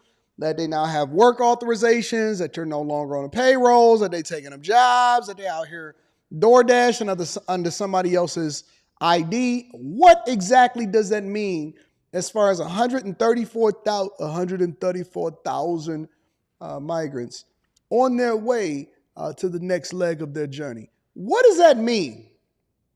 And let's be clear, we can't have protesters coming into the city. We will protect your right to protest. We do not like the fact that you yell at the police, you say death to police officers, but at the same time, we cannot have people riding on city buses. We cannot have people resisting arrest. We cannot have people taking people out of police officers' hands. And so what we're going to do is we're going to enforce the law. I do not agree with what it is that the New York Times wrote, but at the same time, we protect your right to protest. That's who we are in America. I walk the streets of New York. I know exactly what the people need. And we have been handling this migrant crisis with grace, with care.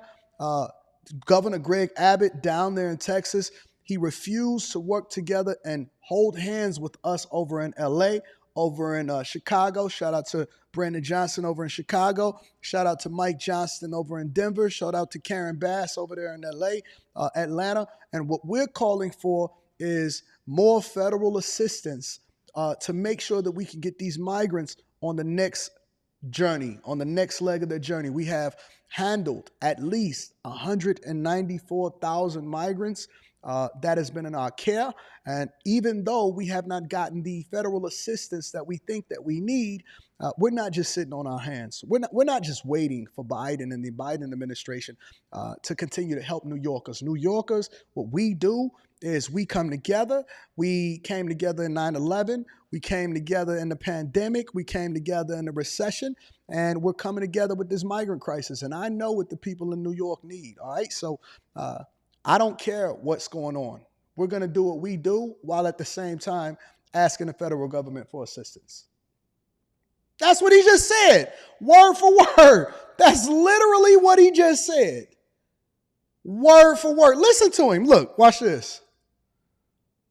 While we're calling for that, we're not sitting on our hands. We were able to handle 194,000 migrants and asylum seekers that came into the city. We put in place smart decisions that we're down to only a little over 60,000 that are still in our care. Yep. A large number have gone on to the next leg of their journey. So we're not just sitting back. Yes, we need help from the federal government, spending over $4 billion in taxpayers' dollars. But while they're making their decisions, we're doing what's right for the people of this city. Senator Jill. Let me get a round of applause for y'all latest legislators. You don't need AI. You don't need AI. You don't need voiceovers. You don't need none of that. All you need is Anton from AntonDaniels.com. Making sure that we address the needs of the people. We are safer. We are sounder. We make sure that we get the National Guard here in New York. And we are not sitting idly on our hands until we get justice, peace, and reparations for all. Shout out to Eric Adams. We love reviewing you here on the Millionaire Morning Show. Shout out to you. Woo! So that is the latest of what's going on across the country with your migrant crisis. Let me go ahead and move over to the next portion of the show. I don't know what we got going on next. All I know is I report the news, and I got to keep y'all up to date on what's going on out in these streets. You know what I'm saying? All these billions of dollars is going out the window and don't nobody know nothing. The federal deficit is going up and everything. Don't worry about it. Don't worry about it. We just going to raise taxes even more. Shout out to Alex Smith in the building. I appreciate you.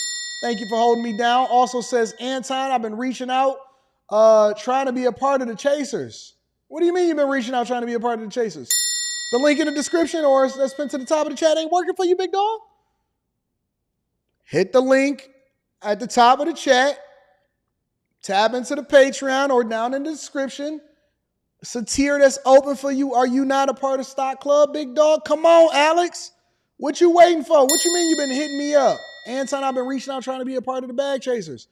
The link is in the description.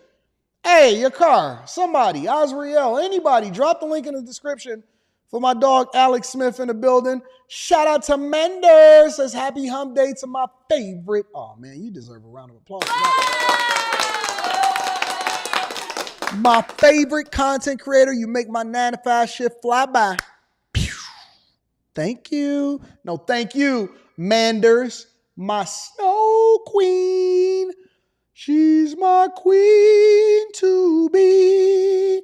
Common Man 80 says, in 1961, it was legal migration from the South. African Americans were moving up north from southern states. You see how these liars trying to spin that, Anton? My family was one of them. Talk to them. You know what I'm saying? JP in the building says, Linda, let's see, HIV positive, slept with 200 men and didn't tell them. Those 200 have turned into unknown. Ohio and West Virginia declared health emergencies. Let me go ahead and research that. We might have to do a whole live stream on that. Bam. Just took a picture of that.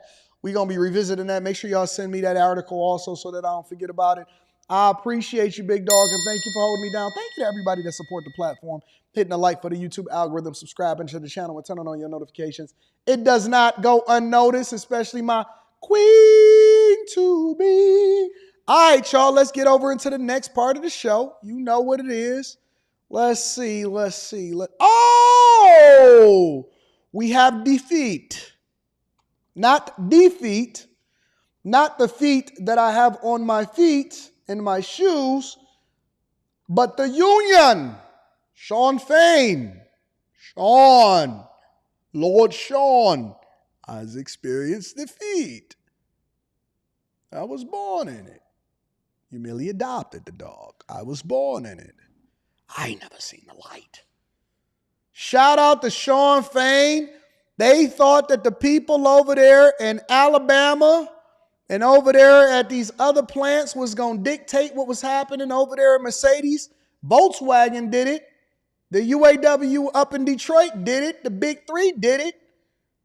But Mercedes workers, it was like, not this time, buddy. No union for Mercedes. The vote to join the United Auto Workers failed by 597 votes. Mercedes was the big one. The auto plant the UAW reading the super chat shortly. This year. The National Labor Relations Board counted the Hold on.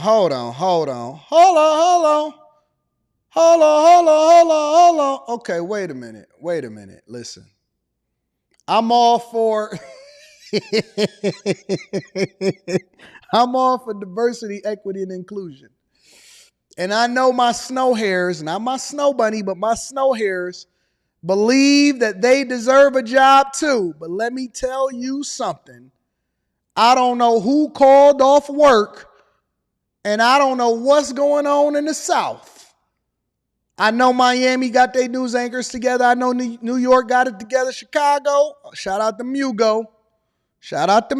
But I am not sure what the heck is going on. The camera is blurry. Are y'all doing this on a potato?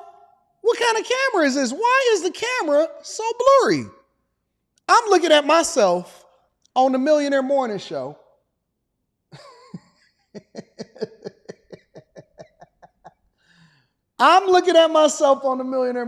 Okay? All right? I'm crisp and clean. Look at me. Look how crispy my camera is. You see the don't do coke in the bathroom in the back? You see my chairs? You see everything? Now, you see the hairs on my chinny chin. We've invested money into this thing. Now, when I look at these snow hairs and I see breaking news. Mercedes, the vote to join the United Auto Workers failed by 597 votes. Mercedes. What is going on? Now, I see you, baby girl, over there making sure you got yourself together. You lose 20 more pounds. You definitely can get an invite to the Black Couch, baby girl on the left. Shout out to you. We got you, boo. We like to see our ladies, my Mercedes. Ma'am, Ethel. We're going to give her a name. Ethel, Grace, Mabel, Sue, Mama Jean. What's going on over here? Who dressed you? Y'all just said, listen, everybody called off of work today.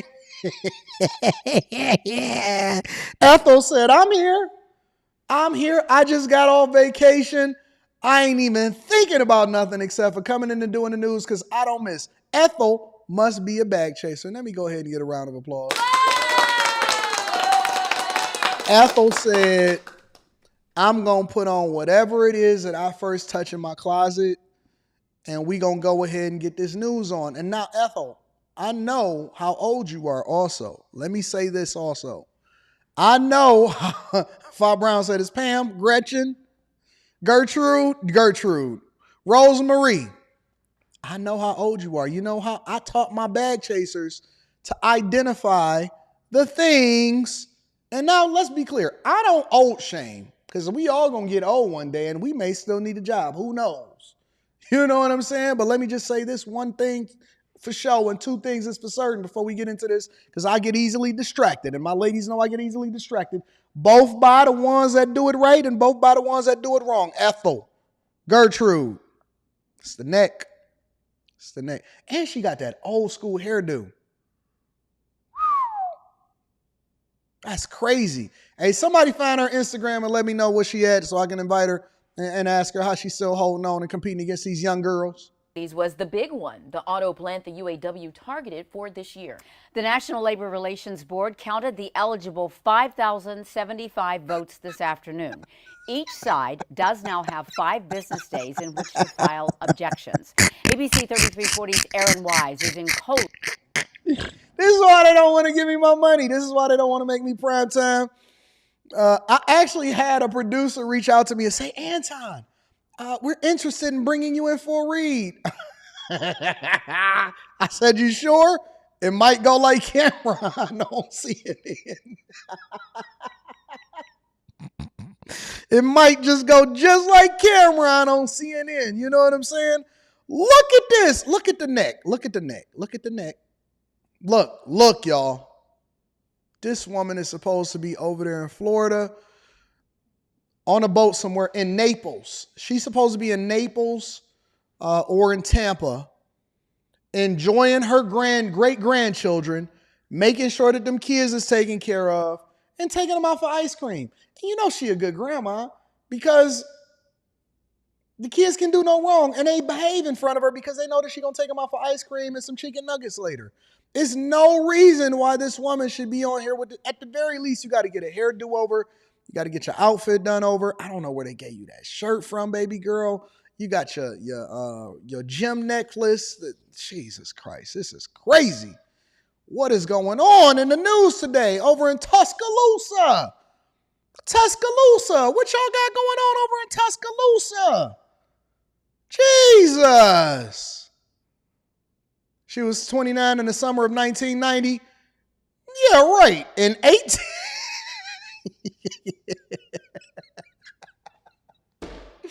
Oh, shoot. Tuscaloosa. All right, listen. UAW voted down Mercedes. Let's focus, y'all. At the UAB headquarters. Aaron, the last time the UAB tried to unionize Mercedes was a decade ago, 2004. It ain't even the UAB, it's the UAW. Man, somebody get Gertrude some water, bro. Somebody get Gertrude some water, bro. She said the last time the UAB tried to unionize in Mercedes, no, Gertrude, it's the UAW. Aaron, the last time the UAB tried to unionize Mercedes was a decade ago, 2014. It failed then. But boy, UAW President Shawn Fain thought the union was going to win this time around. Pam, and so did the employees supporting it. I'm told this started as a I think I could take over Tuscaloosa. I could run Tuscaloosa. I could become the mayor, superintendent. I could be the newscaster. I could be the treasurer.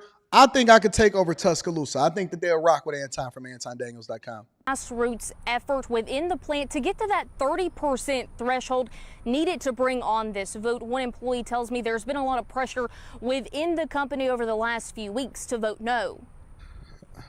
Notifications on the Mercedes app. We were getting text messages, emails. We were having to sit through meetings every day watching a video or something of that nature, and it was all anti-union.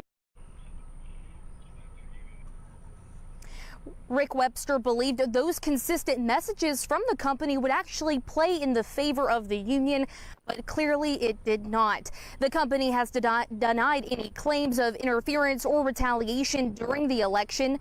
Webster said he knew it would be a tighter tally than Volkswagen in Chattanooga, where more than 70% of employees. They can't get their audio right. What is going on over there in Tuscaloosa?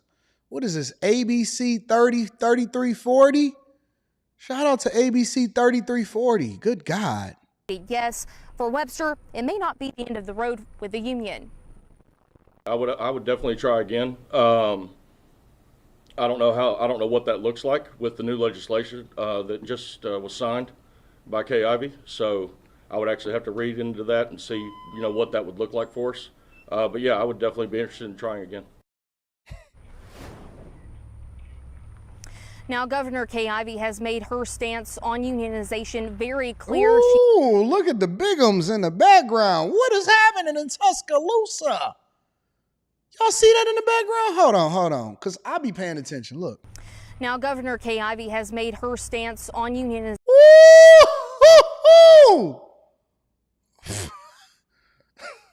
Y'all said no meetups in Tuscaloosa? We got anybody in Tuscaloosa, in Birmingham? Any meetups in Tuscaloosa? Oh, Jesus. Oh, my God. It's wild up here. Good God almighty. Shout out to Tuscaloosa, Alabama. Very clear. She said that it would put jobs in jeopardy. She was opposed to the unionization. Just moments after the vote was declared that there would be no union at Mercedes, she released this following statement. The workers spoken, and they have spoken clearly. Alabama is not Michigan, and we are not the sweet home of the UAW. We urge the UAW to respect the results of this secret ballot election.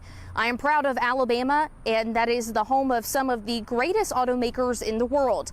And I am grateful to these companies who provide good pay, benefits, and opportunities to many men and women across our state. As I've said, automotive manufacturing is one of Alabama's crown jewel industries and #1 in the country, and we are committed to keeping it that way. So shout out to employees at Mercedes. They said, nah, we ain't going. We not going. We not interested. Sean Fain actually responded to it, and he gave his thoughts about what was happening over at the UAW and Mercedes. Now look at that. Look at that pretty, beautiful, she's my queen to be. Look at that milk of magnesia. Lips all glossed up, neck is super smooth. The face is meeting the neck is meeting the shoulders. They all the same color. Got on some modern gear. See, that is much easier to be able to take in the news when it's a little bit more appealing. You see that difference? The difference is stark. 56% of workers at 2 Mercedes Their voice even be sounding different when they look different. You know what I'm saying? factories near Tuscaloosa voted no to unionizing Friday. It's the first big loss for the UAW after recent wins.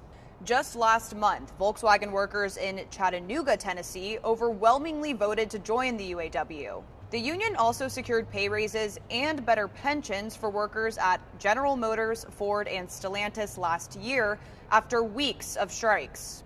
Somebody said, y'all don't see that this guy is a Republican? We free thinkers over here, all right? My people don't judge me based off of my conservative values. We welcome all free thinkers over here. Whether you're Democrat, Republican, conservative, liberal, gay, straight, we welcome everybody, but everybody get these jokes, buddy. Everybody gets equal accountability smoke. Everybody. My people don't judge me. My people love me. We chasers over here. Y'all said I'm room 9 crazy. Can't you guys see? You must be new here, Lancey B. You must be new here, buddy. Nobody cares about whether or not you're Republican or whatever. We just come over here to report the news, have a good time, and give our own opinion in chat. Lives Matters. Y'all said time to cam up. Time to cam up. Should I drop the link in the chat for him?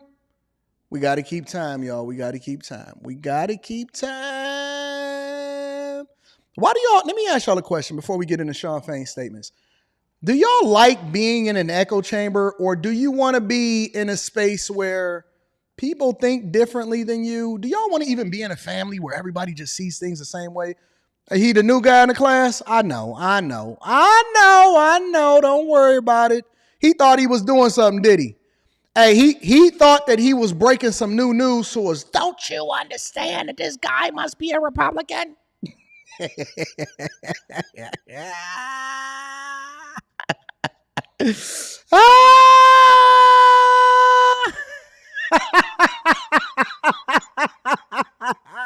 Hey, y'all can pick on him.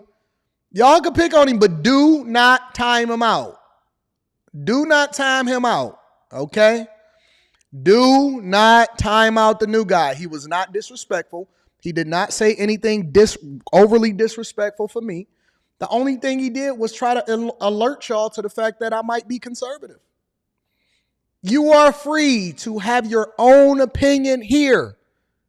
You can say what you want. You can be what you want. The moderators ain't even going to trip off of you. Now, they will get on you because you decided that you wanted to open up your mouth and be the new guy in class and be the tough guy. But we're not going to censor you because we welcome all new people. You better get inside of the Patreon so you can get this game and so you can understand why we tend to think a little bit more conservative, or at the very least, we a free thinker and you pick and choose based off of the policy instead of the person, all right? No diversity, equity, and inclusion over here, buddy. But no doubt, this was a setback for the union. I've lost elections in my life. Most of us have lost elections in our lives. We learn from it and we move forward. And that's what we intend to do. We put everything we had in this fight. We left nothing on the table, so there's no regrets in this fight. The UAW accuses Mercedes of breaking the law by intimidating workers into voting no. Mercedes denies that and says it looks forward to continuing to work directly with workers. Historically, unions have been unpopular in the South. Alabama Governor Kay Ivey reacted to Friday's vote, saying Alabama is not sweet home to the UAW. She also said automotive manufacturing is one of Alabama's crown jewel industries and #1 in the country, and we are committed to keeping it that way. The results of the vote still need to be certified. Both sides could object within 5 days. In Atlanta, Madison Scarpino, Fox News. I want to talk to Madison Scarpino. And I also want to talk to your car's Uber driver. Shout out to the Uber driver. Let me tell you something. Your car's milk of magnesia, Uber driver. We do not subscribe to color. We subscribe to character. And we also understand that we all come from different backgrounds.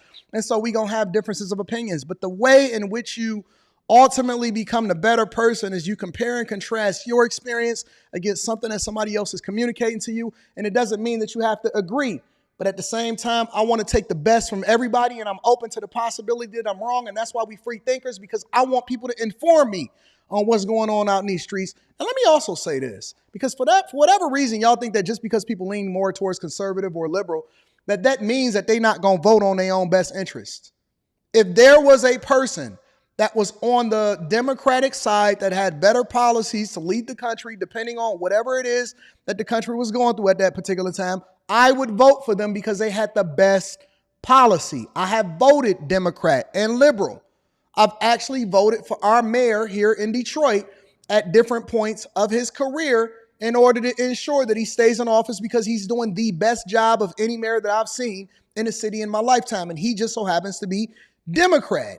And so I don't lean towards my candidate being a particular way. I lean towards whoever got the best policies for what it is that I think is best for the country at that time. No diversity, equity, and inclusion. No identity politics. No voting across party lines just because that's where it is that you think that people stand. I want y'all to become free thinkers. Think for yourself and substantiate your argument. Do your research and make an informed decision when you go to the polls. That's what we stand for over here at the Millionaire Morning Show. You know what I'm saying? That's what we stand for over here. And more importantly, the local elections is more important than the federal elections for you in a general sense anyway. All right? So that's where I stand. Y'all may think differently than me. Y'all may see it a little bit differently than me. And that's okay. That's okay. And that's why we all different. You know what I'm saying? Anyways, let me read a couple of the super chats and then I want to get over to the last part of the show, my favorite part, the reaction. Alex Smith said, it's not working, bro. That's why I've been... What's not working? How is it? Is the Patreon link working for everybody else? Is the Patreon link working for everybody else? Y'all let me know. Alex Smith, email me. We going to talk about it, all right? And y'all got to subscribe to a tier. Make sure you on a tier, okay? Sly White in the building says, bro, I had to look twice. I thought that was Eric Adams soaking. You are on one. Yeah, we going to get that 30 million. Young Wells says, shout out to you, AD. I was out of the country, take care of my dad who was sick. Oh, man, prayers up for your dad. But your humor and knowledge content kept me entertained. Hashtag bag chasers. You know what's so funny? Let me tell you something, Young Wells, before we go over to the next part of the show. Because I like to interact with the chat, all right? That's just me personally. Let me tell you something, Young Wells. The other day, I was a little bit slightly under the weather. And you guys know that I have not missed a show in years. Literally years. And I was thinking to myself, what if I take off today and then I do a makeup show on like a Saturday or something? Because even on the shows where I have to be gone or I'm in a meeting or something like that, I still do a pre-record, or if I'm on a plane or something like that, I always make sure that I meet y'all every single day. I think so much so that where people take it for granted because they expect for me to be here every day. And you know what the determination that I came up with? I can't miss. Under no circumstances will I miss. Under no circumstances will I miss. Listen, it's three things that's guaranteed in life: taxes, death, and the fact that the Millionaire Morning Show is going to be going on every single day because we got to make sure that we add value into the people's lives. We don't miss. What would it be like for y'all to take y'all lunch or to go to y'all desk and have an extra long day because we ain't a part of the Millionaire Morning Show? And this is one of the reasons why you need to tap into the Patreon. This is one of the reasons why you need to subscribe to the channel, because we got to make sure that we take care of business and we be consistent. And I need to see y'all feedback so that I can be able to continue to do what I do. Help me help you. Help me help you get through your day. I don't want no excuses from y'all saying, oh man, I had a bad day, I had to take off. No, we don't take off.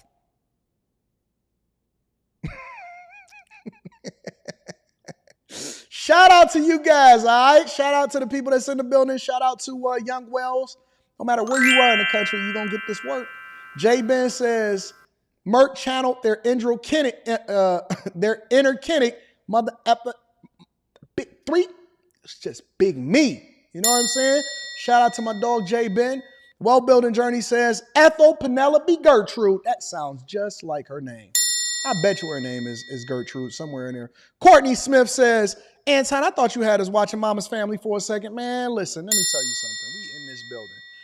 JP says, with Linda, there's 1 million curable STIs passed daily. Really? When you gonna let us hear your music? Never. Some things is better left buried.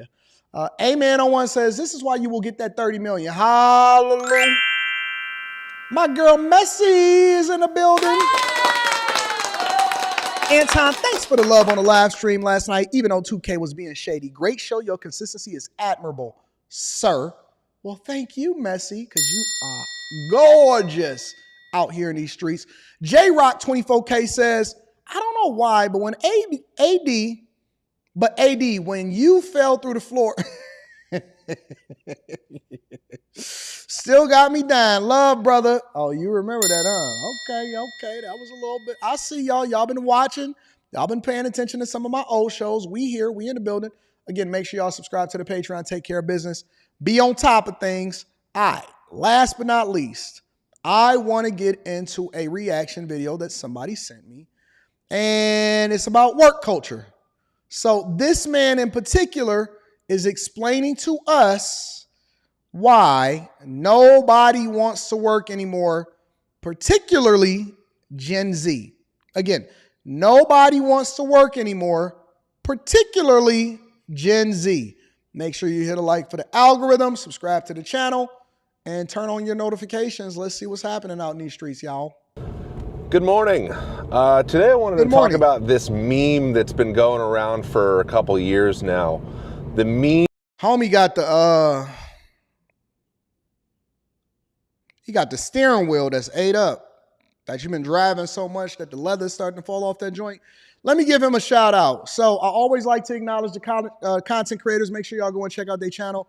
His name is called Millennial Diligence. Millennial Diligence right now got over 1,000 subscribers.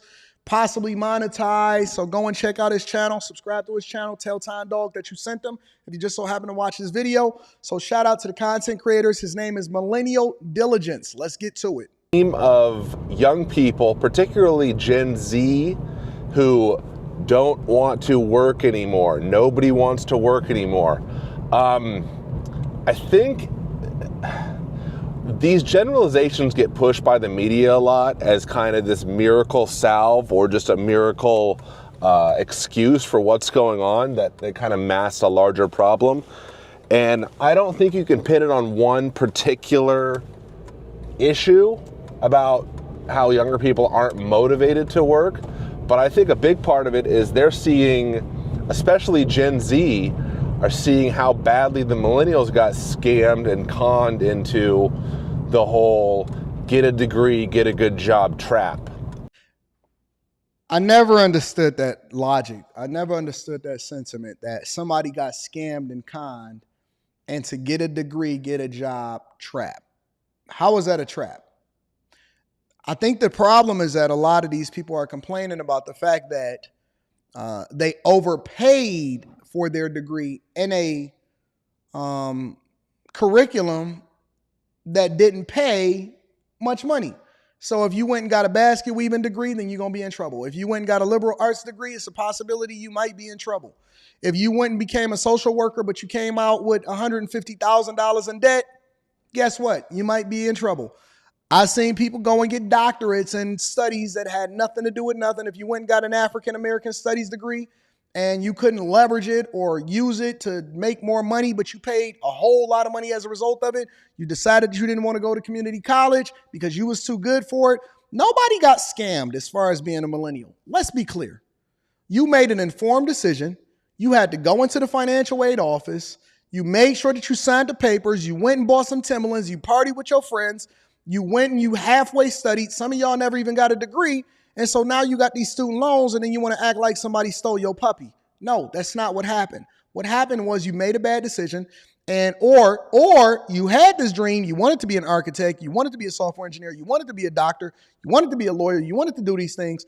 And then you didn't want to actually study when it came to going into the classrooms. And so what you did instead was you acted like it was too hard and I'm going to change my degree and I'm going to get something simpler in order for me to be able to stay at school. Nobody scammed you at all. Nobody scammed any of these millennials. Nobody scammed anybody that came before them. And so I think that y'all made informed decisions.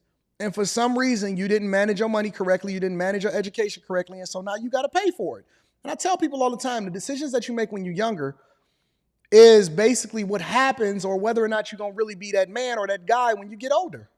You are paying for the decisions that you made when you was busting it down for a real one. That's just really what it came down to. Skill trades was still there. Jobs was still there. There was a lot of stuff that was still there. I was very much aware of what was going on. And so I made an informed decision. That is not a scam. I myself, I got a degree and I should have got a better degree. I got a liberal arts degree. And kids,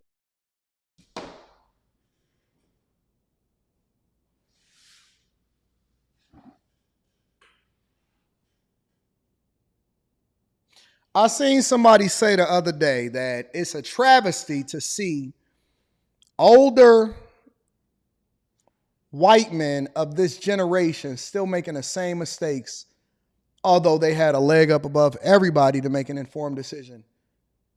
And to see them in the middle of the pack, slightly above black people. Now, I didn't say it because I don't really care, but this is what I heard people say. To see people making bad decisions like still getting a liberal arts degree, after all of the things that we know, but yet we got people coming into this country making sure that they don't even think about nothing unless it's going to generate a lot of revenue. It's crazy to me.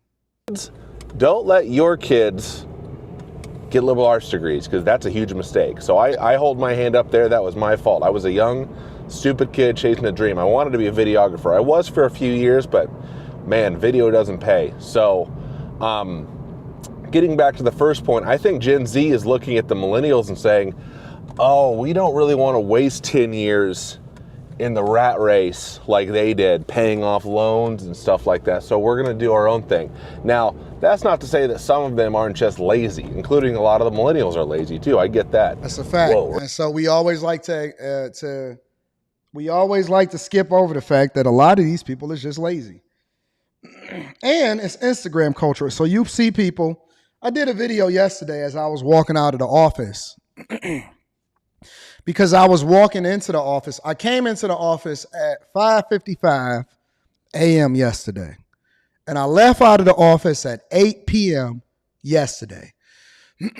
After I left out of the office at 8 p.m., I went over to the apartment that was right up the street. I cruised around a little bit. I stopped and I got some juices or whatever like that. Some of those, whatever, you know what those are. They be like kale, lettuce, the cold pressed juices. And then I started immediately preparing for tomorrow, and I started preparing for after hours, which we wound up doing after hours, and it was a great show yesterday. But they don't see that part. And a lot of people don't show that part. And so because I show so much of my life and I've shared so much of my life, I wound up scrapping it because I said that I wouldn't be vlogging anymore like that. But I got to the office at 5:55, 6 o'clock a.m. yesterday. I didn't leave out of here into this studio. Now, don't get me wrong, I do take breaks and I do leave out of here for an hour at a time, 15. I just need to clear my mind, or I need to go and crash and take a nap or something like that. But let's be clear. I was here for over 14 hours in total yesterday.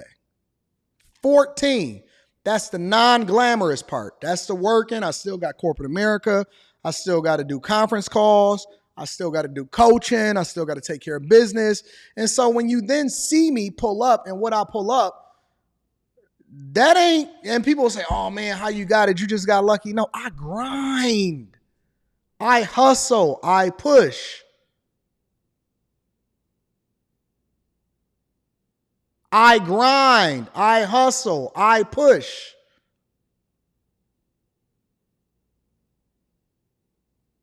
It's not easy. You can have whatever you want as long as you make an informed decision and you're willing to work for it. But everybody just want it easy. And that's disrespectful to the game. It's disrespectful to the game to want it so easy and just expect for everybody to just give you something. And you just wake up and just because you ain't have to grind for it. You ain't have to work for it. You ain't never did no classes. You ain't never really studied hard. You ain't put your time in. You ain't got your 10,000 hours in. And yet you think that you're supposed to have the same thing as everybody else, or you think that you're being scammed because you don't feel like you're getting paid what you think that you're worth. That's called entitlement. That's why immigrants over here wind up creating the majority of the wealth because they're willing to work for it. That's why I don't subscribe to diversity, equity, and inclusion, because why should somebody get a leg up on somebody else just because they have a particular skin color? That's why I don't subject myself to the idea that racism is supposed to be something that keeps me back from what it is that I'm supposed to have. No, I get what I put into it. I get out of it what I put into it. We're getting blown out. I think a big part of it is that they saw us fall into the trap and they don't want to fall into the trap themselves. And honestly, I can't blame them. I mean, just look at it from this perspective. Wages aren't keeping pace with inflation. I mean, right there, that is a huge killer for motivation. No retirement, probably not going to retire. Millennials, Gen Z, shit, that's going to be real tough for most of us to have a conventional retirement. I'm going to do another video about that. I think what we'll see is from Gen Z is a renewed focus on entrepreneurship, because that's okay, cool. Well, you can fail in that too. And you're going to get way more debt with that too. And you ain't going to have no pension, and you don't get a 401k, and you don't get a retirement, and you don't get the money management skills. You don't get the life skills. You don't get any. Listen, it don't matter what path you do. You still got to work. Look, you can't complain about being lazy and then say people going to lean more into entrepreneurship. It's harder. It's much harder to be an entrepreneur. I mean, and when I say harder, I mean 10, 15, 20 times harder. Because ain't nobody going to wake you up. Ain't nobody going to write you up and put you on a performance improvement plan while they still paying you. Ain't nobody going to deal with your nonsense. HR ain't going to be there in order to babysit you, and you don't get any benefits that come along with it. It's way harder and less likely for you to be successful as an entrepreneur, which I'm not telling you not to do it, but I am giving you a reality check that it's a competition. And when you talk about capitalism, that means that people are going to pay you based off of what the market conditions are. You don't get to charge your own prices and then expect for somebody to just pay it just because you said it. Get out of here, man. Honestly, where you're going to make your real money. You're not going to make your real money going to a 9 to 5, unless you are super disciplined. Unless you're super disciplined, you can still make that work. That's so dumb. But I don't think that no one wants to work anymore. I think people, younger people especially, are having a harder time finding the motivation to live a conventional life. That's basically how I see it. I want to have your thoughts in the comments too, guys. I appreciate all the input that you guys have shown so far. This has been amazing. Just the reaction to all these topics. I'm not the be all end all. I don't have all the answers. That's one of the reasons why I started this channel. So, yeah, what do you think about this meme? No one wants to work anymore. I don't think it's that simple. I really don't. I think there's a lot of factors at play, chief of which is that they just don't want to get trapped wasting their life in a 9 to 5 nightmare. Anyway, guys, thanks so much for watching Millennial Diligence. Thanks for liking, subscribing. Make sure y'all go and check out his channel again. Just my own personal opinion to end off the show. And there's nothing wrong with having a job. I think that jobs are awesome depending on what you need them for. And so I do both. I got a job. I'm an entrepreneur and I'm a serial entrepreneur and I got a lot of different businesses and I got a real estate and I'm building and all of that stuff. So it's just laziness. That's what it comes down to. Not being disciplined, making sure you're having way more debt than anybody else and laziness. Look, matter of fact, I'll share it with you. Check it out. Right after they say that, this is what they say. A troubling new study this morning found that Generation Z is racking up debt at a faster rate than millennials did at their age. Yeah, according to... So they getting way more debt. I'm not even going to deep dive into that. So they getting way more debt, credit card debt, student loan debt, the whole 9 yards, but yet they don't want to work. Anyways, miss me with the victim Olympics. I don't do victim Olympics. I don't do victim Olympians. The only thing I do is I deal in reality. And so I make the adjustment according to what people need. Reading a couple more super chats and I'm going to get y'all out of here for the day. I try to keep time. We are a little above 2 hours. Shout out to the driver with worn out steering. That means that boy is out there driving out in these streets, man. You know what I'm saying? Shout out to him. Shout out to Anton Data. Tech Coach Ralph, my guy in the building, says they spent $100,000 on a liberal arts degree and then ended up as a cashier. Then do $5,000 tech boot camps in 6 months. So backwards. They got a 4.0 GPA though. You know what I'm saying? Crazy. Crazy. My nephew graduated today. Rita's actually at the graduation, so she's out of town because she loves to travel. And it was like, yeah, man, it's all these hundreds of graduates, and then it was like more than half, like 60% of the people was on the honor roll. I said, what do you mean more than 60%? Everybody is in diversity, equity, and inclusion, even on the honor roll? Everybody on the honor roll. Okay, I got you. Colin Cole says, great stock club this morning. Bag chasers or nothing. I wake up, do the work, and don't complain. Shout out to you, big dog. I appreciate you. Hey, listen, let's run it up. Let's take care of business. You know what it is. No misses. We got the Anton Daniels channel tonight. We going to be kicking it. We gonna be on top of it. We get it. We get it. We push, we get it, and we take care of business, all right? I love y'all. I appreciate y'all. Y'all are the greatest audience on earth. If you have not already, make sure you tap into the Patreon. Link is in the description as well as pinned to the top of the chat. Y'all are the greatest ever. Love y'all. I appreciate y'all. I'm going to see y'all tonight. Peace.